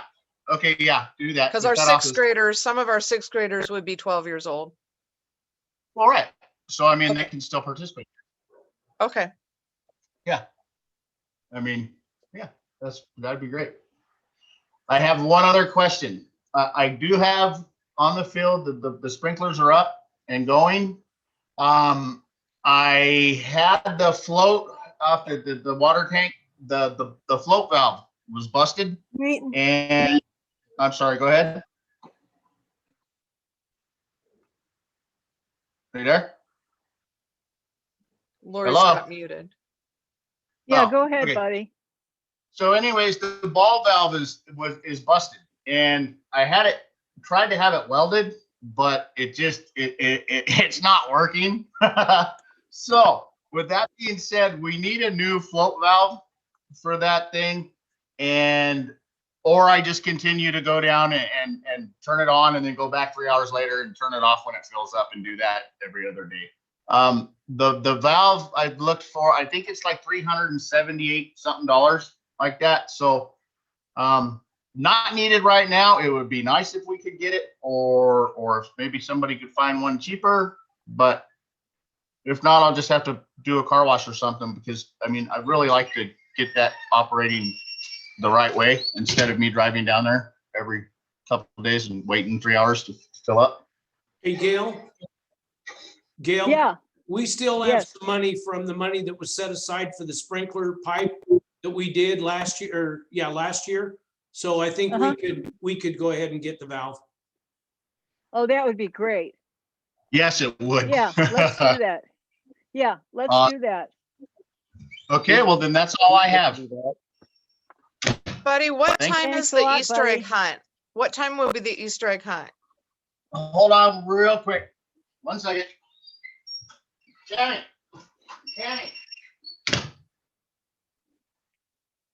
Because Lori and I can make a sign at school. we'll put it on the website. Yeah, we can put it on the Okay. website too. Yeah. It's at 2 p.m. on the 11th. 2 p.m. Okay, great. 2 p.m. And we can also do a softball sign up there as well. I'm gonna have, you know what I mean, to where we can pass out stuff like we normally do every year when we. So, yeah. So thank you.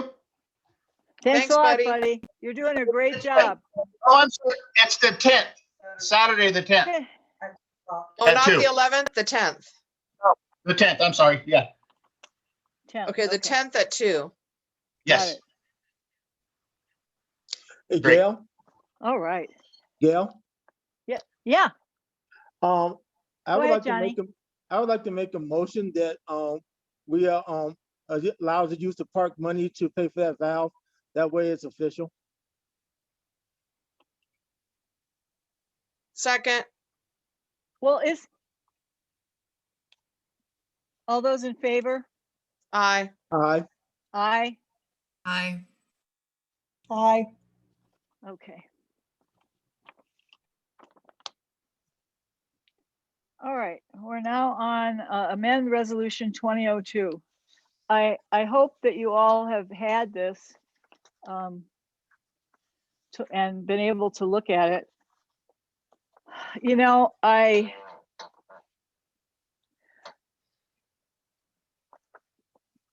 don't know that, I mean, I think this is a pretty good resolution, and I think it has a lot of really good things in it for the board to do. And what we really need is for all the board members to look at this and make sure that their actions correlate with the resolution that we have. I don't know, you know, what the rest of you think or want to do, but that's kind of how I look at it. Are there any suggestions on how we could change it or make it better? Anybody?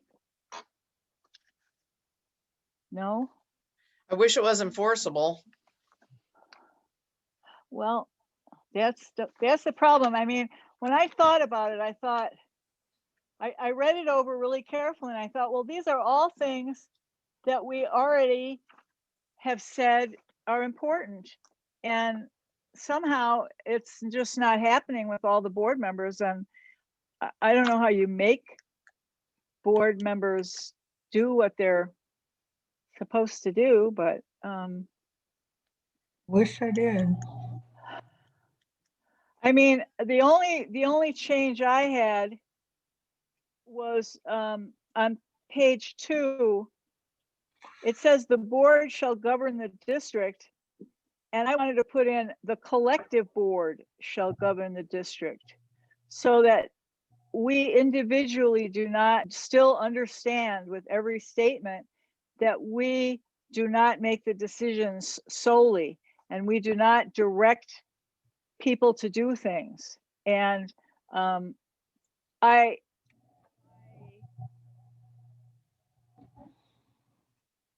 did not tell Mr. Brakebill what to do. He came to me and asked me what he thought about it, and I just said this is my opinion. I never said he had to do it or that he should do it. I just gave him my opinion, and I want that to be clear, because I know the rules about not telling employees of the district what to do. And I think there's too many of us, or some of us, that are still doing that, but I don't know.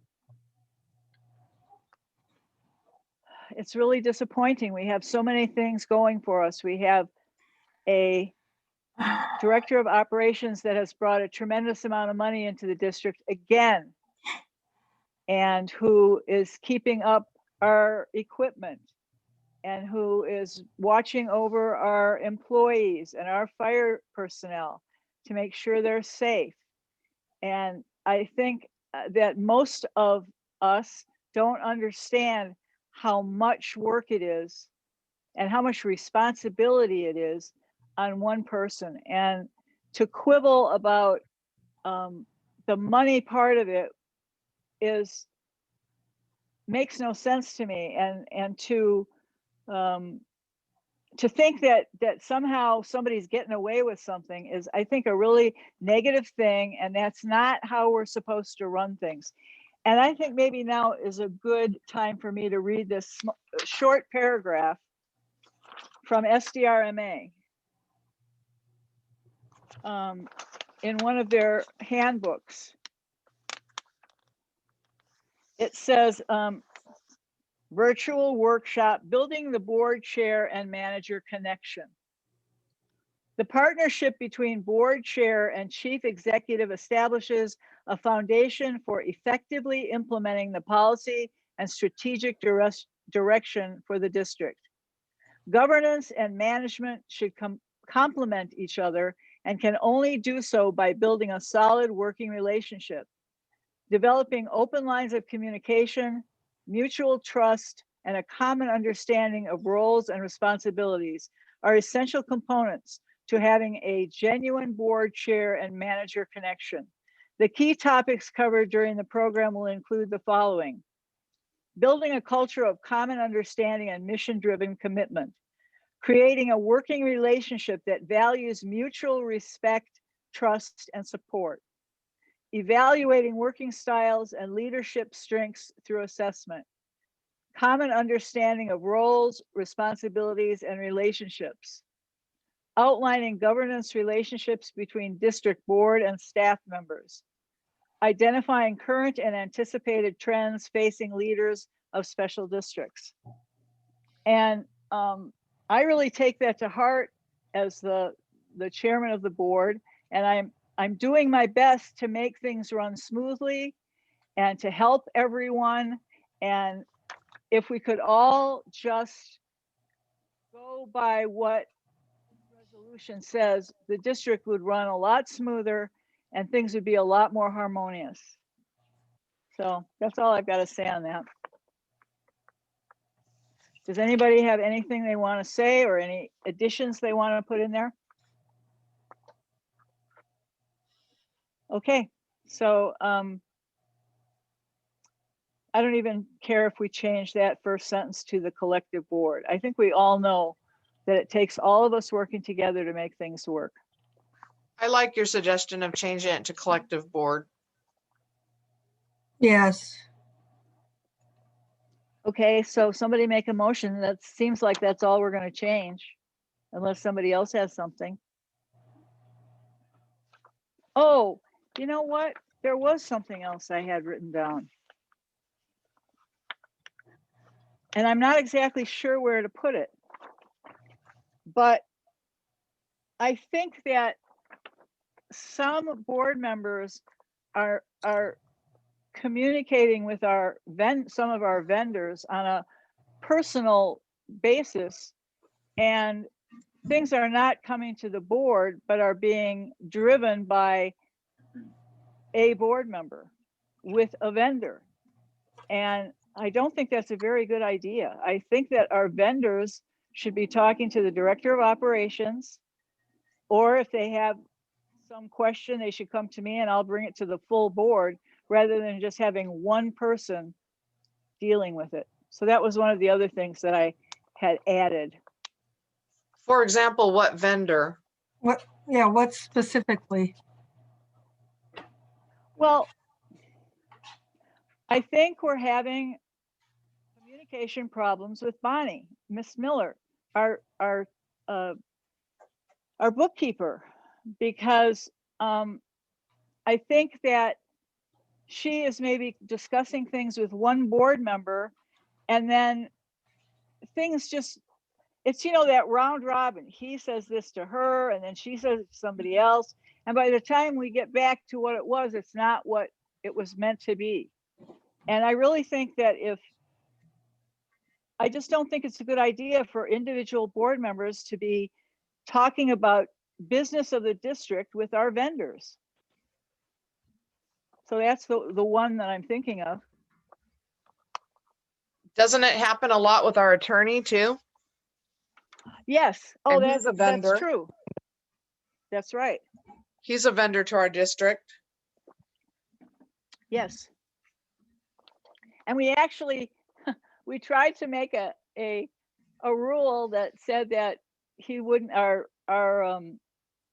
attorney wouldn't get paid if he talked to individuals. He was to talk to Mr. Yearsley, our director of operations, or myself as the board president, and then I would bring things to the board. But he still is having communications with Mr. Tolbert. So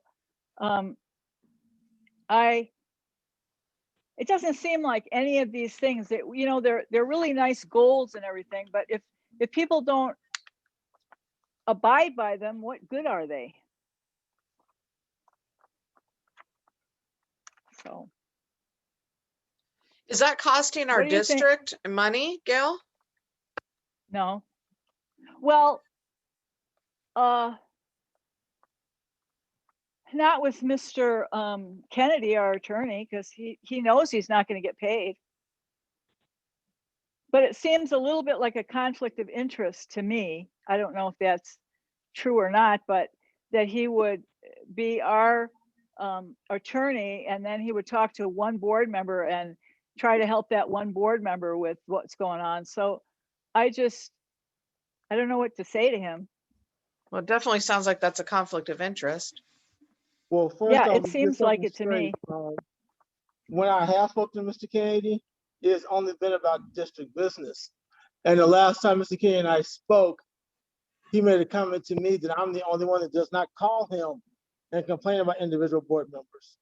That when he does receive phone calls, it is about individual board members. The only thing I ask him about is when the board may have broken the law. So if you're gonna start pointing fingers, you might want to look in the mirror.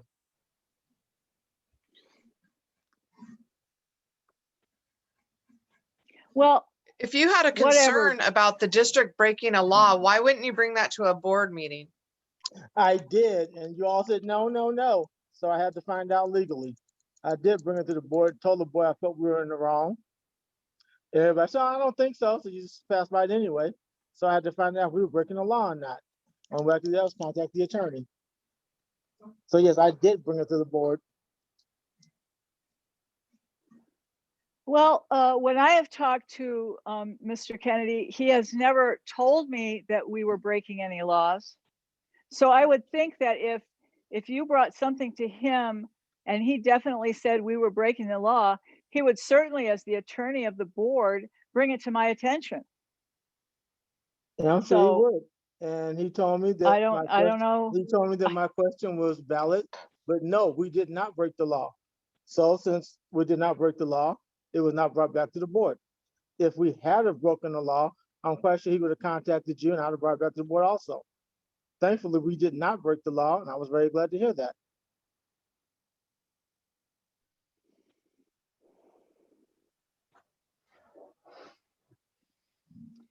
So, do we want to? So you're like doing double checks. You're double checking things. Unfortunately, sometimes I've had to, yes. When I Or brought it to you the felt board, like when I you brought have it to to. the board's attention that we were acting either outside the law or very close to the law, and I just get blown away, get blown up. Oh, don't worry about it. No, So we instead of can't bringing it back act here like to that. debate, you go to our attorney who then says, nope, Johnny, they're not breaking the law. The board's not breaking the law. And you're like, okay, cool. We're not breaking the law. But you're like And there's double been- checking us. And there's been times when I've had to talk to the attorney and he had to call Gail and say, Gail, Johnny was correct. You're acting wrong. So yes, there have been times we have done things incorrectly that the attorney had to correct. Unfortunately, that is not my fault. When I bring things to the board, oh no, we're not doing it, and then you're doing it anyway.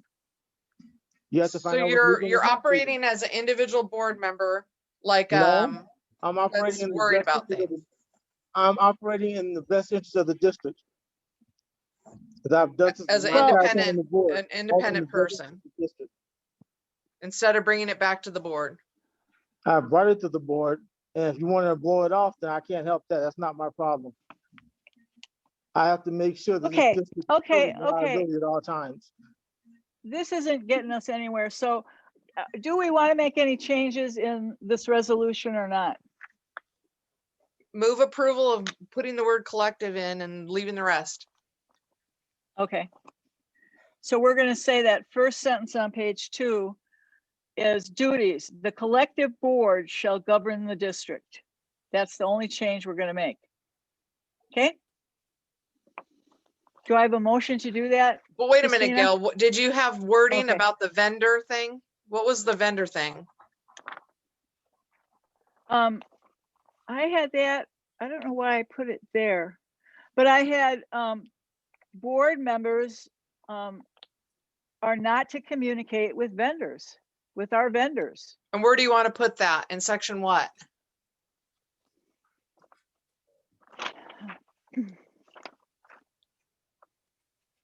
All right, wait, let me see. That's not even legal or enforceable. So why are you trying to put something that you can't even deal with? It's illegal. So why are we trying to put things in there that aren't even legal?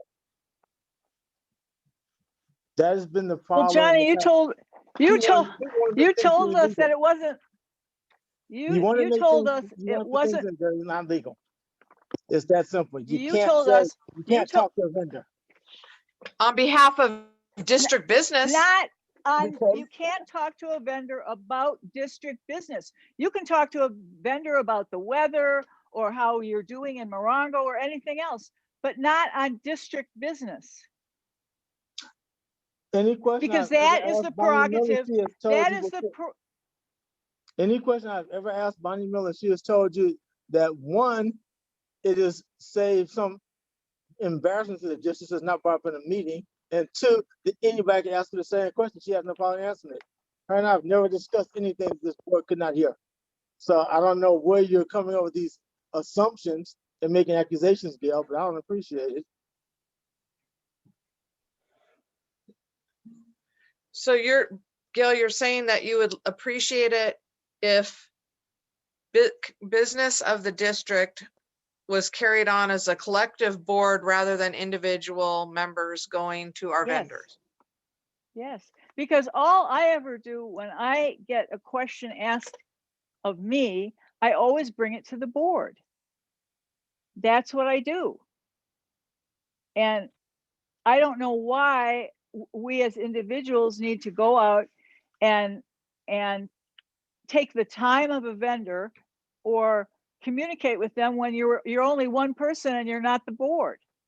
I know I'm only one person and not the board, but I am the president of the board and I do have certain duties. So. Okay, so I'm gonna I'm amend just my not motion and I'll put in that I would also like to have the line in that it is a desire of our board to work as a collective board with our outside vendors rather than individual board members interacting with district business vendors. Okay. And where are we gonna put that and what paragraph about? I'm trying to find the paragraph where we said that we would not pay Mr.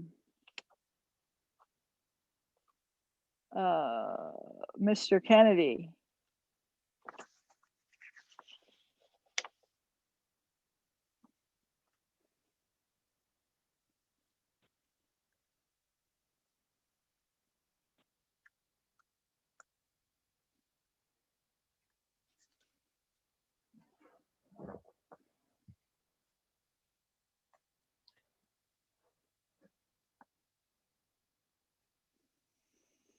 I'm actually not sure where to put it.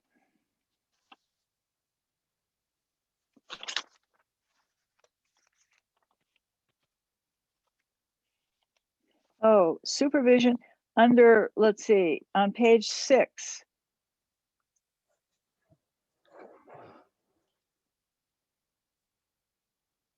Oh, it says it right here. The director of operations on page 6 shall be responsible for all of the following. And one of them is supervision of the district's finances.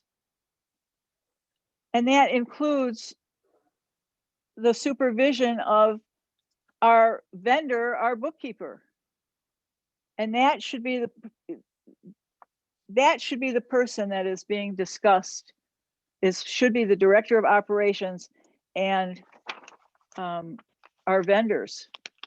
All right, so add it to the bottom of that paragraph. Say it's the wishes of the board that only collective board decisions are discussed with that in regards to district business with district vendors as a collective body, Yeah. not individuals. Right. So I'm just gonna go ahead and But ask the question, why are we worried about changing this resolution if we don't feel like any of this is gonna be enforced? If Well- it's what? If it's not gonna be enforced, I don't see the point in changing anything. Because we have to put down what our wishes are so that we look responsible in case there's ever a lawsuit, that we have tried to do this. And even if a board member continues to do it, we have put everything in place that we could possibly put in place. And if we still get sued, well, at least we've done our due diligence as a board. That's what we've been told in the past. Even though sometimes things aren't enforceable, at least you're doing your due diligence. And Christina, that should be right in relations between directors, their duties. And that should be, I think, under that first sentence. Or under the second sentence. Okay, then put it there then. Okay, and how did you word it? Well, let's see, I said, it is the wishes of the Morongo Valley CSD Board of Directors that Morongo Valley CSD business be conducted in agreement with the Board of Directors as a collective body rather than individuals directing district vendors. Okay. It'll be on the record so we can copy it from there. Are you making that motion, Christina? I made that motion. So the two, one is adding that collective and then the wording I just said. Okay. Is there a second? I'll second it. Can we have a roll call vote, Mr. Yearsley, please?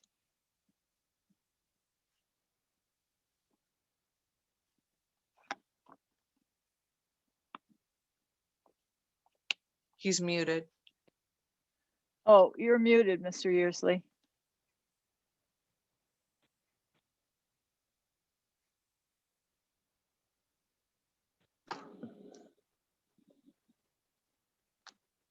Are you there, Chief?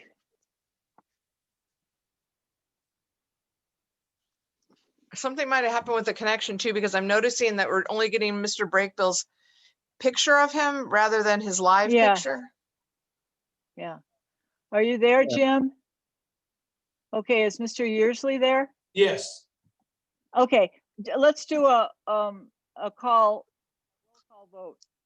Okay. Gail Changes Stewart, to the aye. Christina Brooke, Aye. Lori Klimowitz, Aye.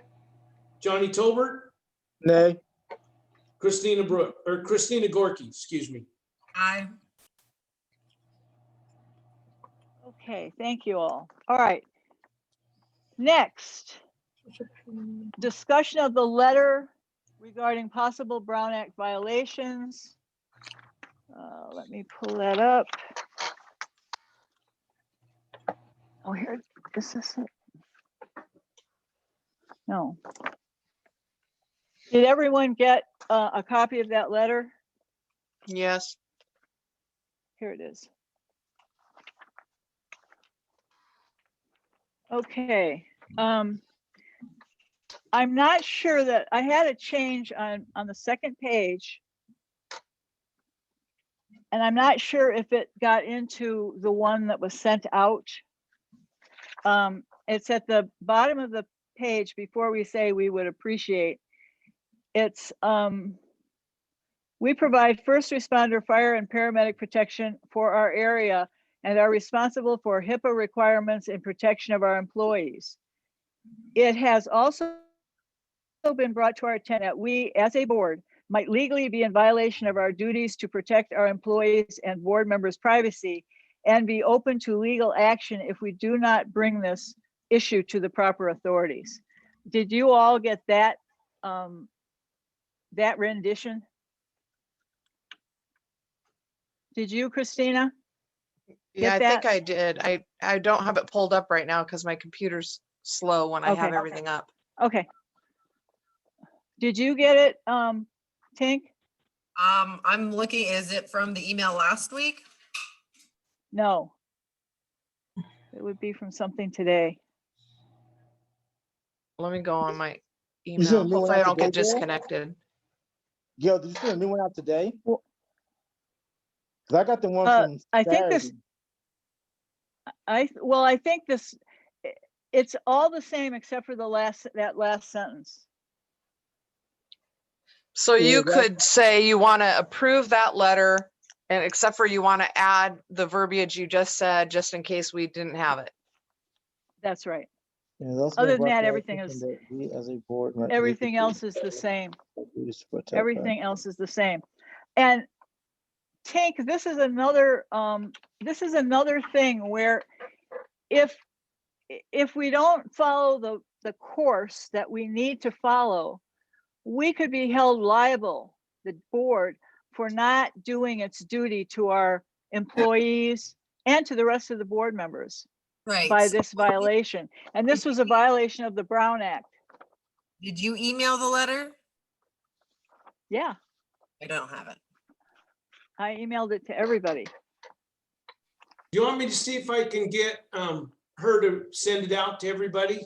Gail? I mean, I'm fine with sending the letter. Honestly, I don't need to read it to be okay with it. If we need to report it, as was discussed during the last meeting, I don't see the reason why we wouldn't send it. I'm just letting you know I don't have a copy of my email. Because I'm checking Okay, my personal email just to see if it was emailed there instead, and I don't see it there either. I know I got it, but now I can't find it. Which email was it from? it would have been, maybe yesterday or today that I emailed, or someone, maybe it was Brittany, emailed the with the change, but I'm not sure that the change got in there. I mean, I can read it if you want me to read it, or if everyone is. I hate for anybody to sign on to anything without knowing exactly what's being said. Go ahead and read it then. Brittany just sent it back out again to everyone. Okay. All right, Okay. so we can wait a couple minutes.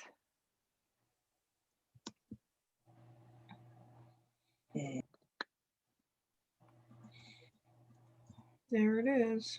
So it's in the same doc file that I can't open. I Sorry. got the one that says DA Gale.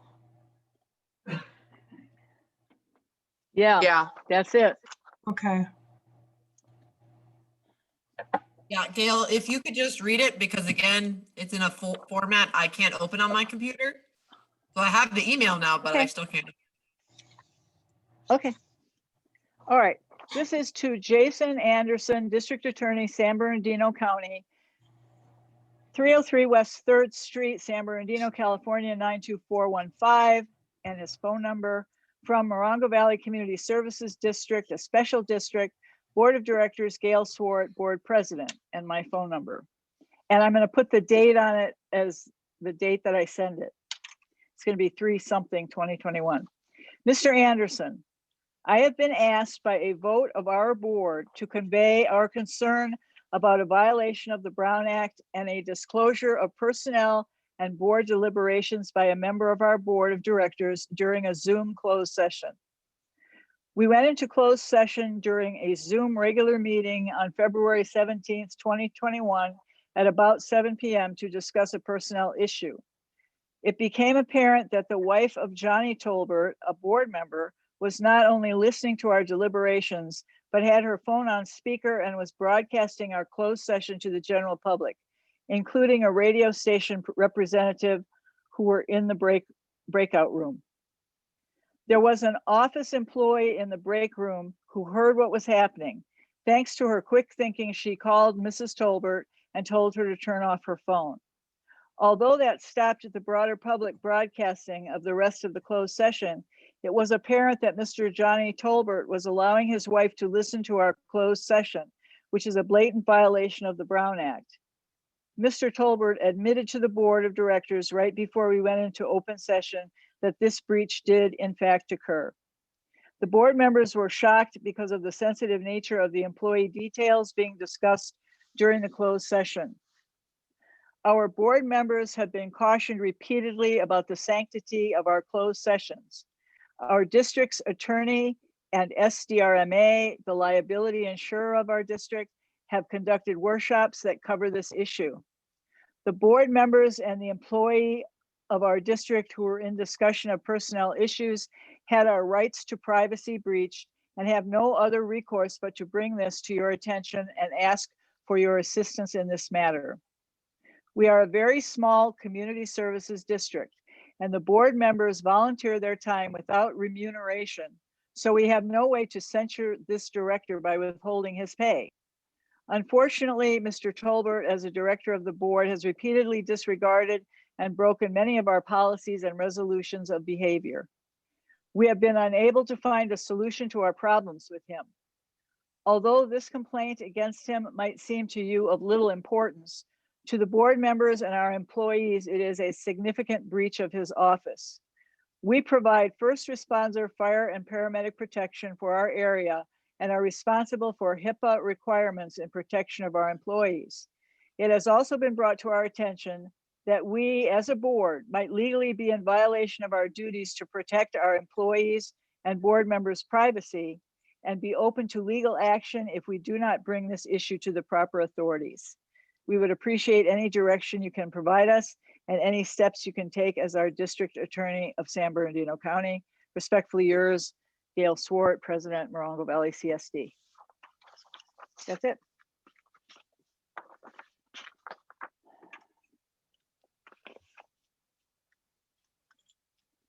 Move approval of the submission of the letter to the district attorney, San Bernardino County.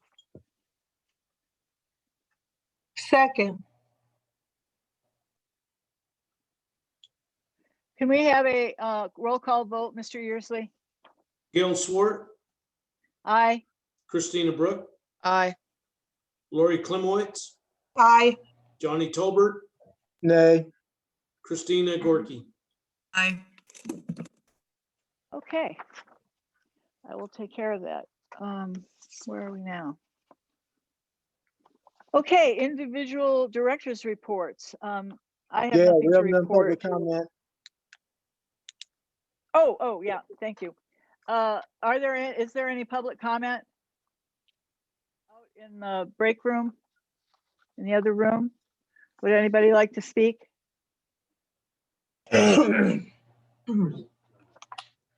What?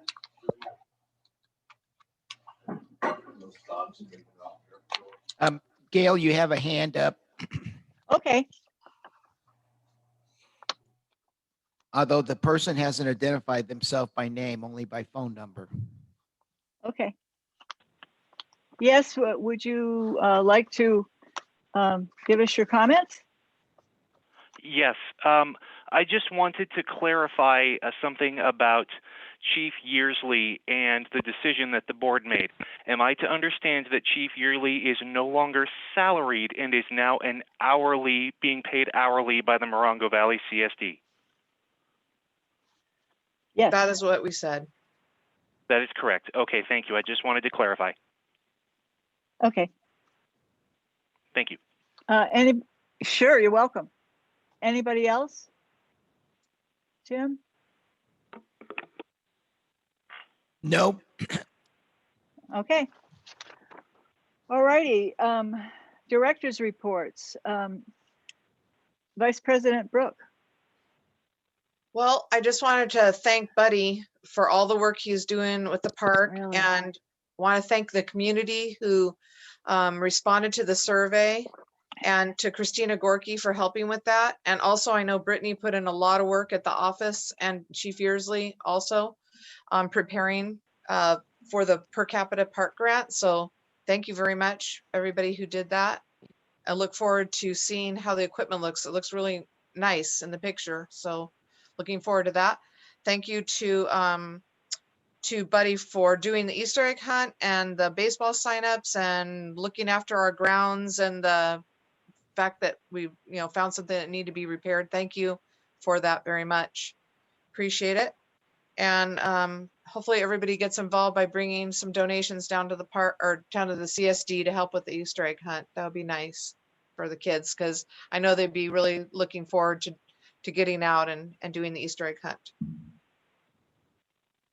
That's it. And thank you again, of course, always to the fire department, of course. Director Klimowitz. Lori. Sure. I want to also thank everybody and the great job they're doing for us. I think some people are blind to how incredible it is. I have a couple of things I just want to mention kind of off the cuff. I had been asked by our Morongo Valley Girl Scout troop a couple of weeks ago to be a guest speaker for them in discussing local and state government. And I wanted to bring back to the board, just for food for thought, what these young girls want out of their CSD. Because I asked, and the funny thing is the playground's not on my list. Wow. Anyway, these are kids that are from kindergarten to 6th grade, Girl Scouts. And when asked what they would hope that the community services district could do for them, these are some of the things they said. Keep people from riding on my property, like 4x4s and horses. Stop littering. Slower speed limit on the highway. We should use the deli, the lot for homeless camping.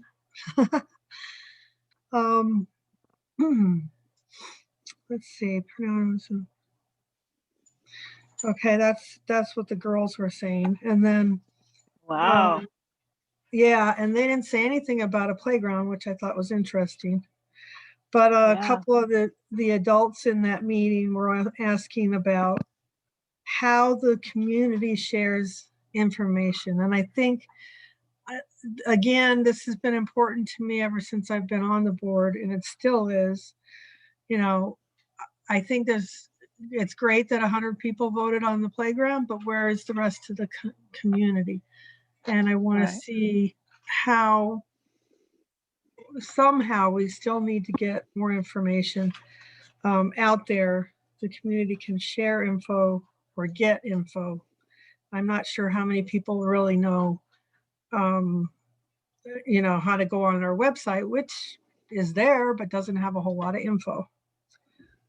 That's it. I just wanted to share that. Thanks, Lori. I hope you're feeling better. Better than I was, but not 100%. Okay, thanks for making it to the meeting. Thanks. Director Tolbert. First and foremost, always thank you to the men and women of Morongo Valley Fire Department for the hard work that you do. Thank you to the district office staff for putting a lot of hours, a lot of hard work for us. Thank you very much. Buddy, I'm extremely happy to hear that you're getting the softball program running again.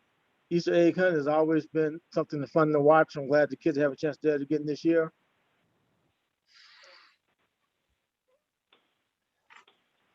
We need to ensure that we are still working for the district, not for individuals. And I do believe that's a problem that we've had in the past. We're getting back to it again. Hope everybody had happy St. Patrick's Day today. That's all I have. Thank you, Johnny. Director Gorky. Hey, I just want to say thank you to everyone that participated in the meeting this evening. And yeah, I still look forward to seeing the new park in, and hopefully we'll be able to get some events going, and maybe that'll get the community more involved in understanding that, we have a service district in the area, we have a fire department. I know, at least from my personal experience, I moved to the area not knowing what was available in Morongo or what was even going on. I just kind of showed up here and met people and learned that way. So I think if we can get to the point of doing some events again, we might be able to get more public interest in what's going on. So that'd be great. Thank you, Christina. I do have one short thing to say. My husband and I got our first COVID vaccine shot last Saturday at Copper Mountain College, and they really have it down pat. I'm telling you, the way they get you through there and filling out the forms, and the shot was nothing. I mean, didn't feel a thing, and we've been okay. And we go back on April 3rd for the second one. It's the Pfizer. So, I would encourage everyone, when the opportunity is available for them, to get the shot. And you can go to San Bernardino County website, and they will steer you in the direction of the vaccines that are being given at Copper Mountain College. And you can actually sign up online and get a date and everything to go there. So that's all I have. Thank you all for coming to this Gail, meeting. Gail, can I say something Yes, real fast? sure. Anybody who's a member of Costco, you can contact Riverside County and also get a shot down, get your vaccination down there also. They get them out down there. Anybody who is a veteran, contact the VA. I got mine a couple of weeks ago, and I got the Johnson shot, so I only have to get one. So there are a lot of options out there right now for people to get their shots, get their vaccination. So let's all get it done. We can get back to normal life again, hopefully soon. Thanks, Johnny.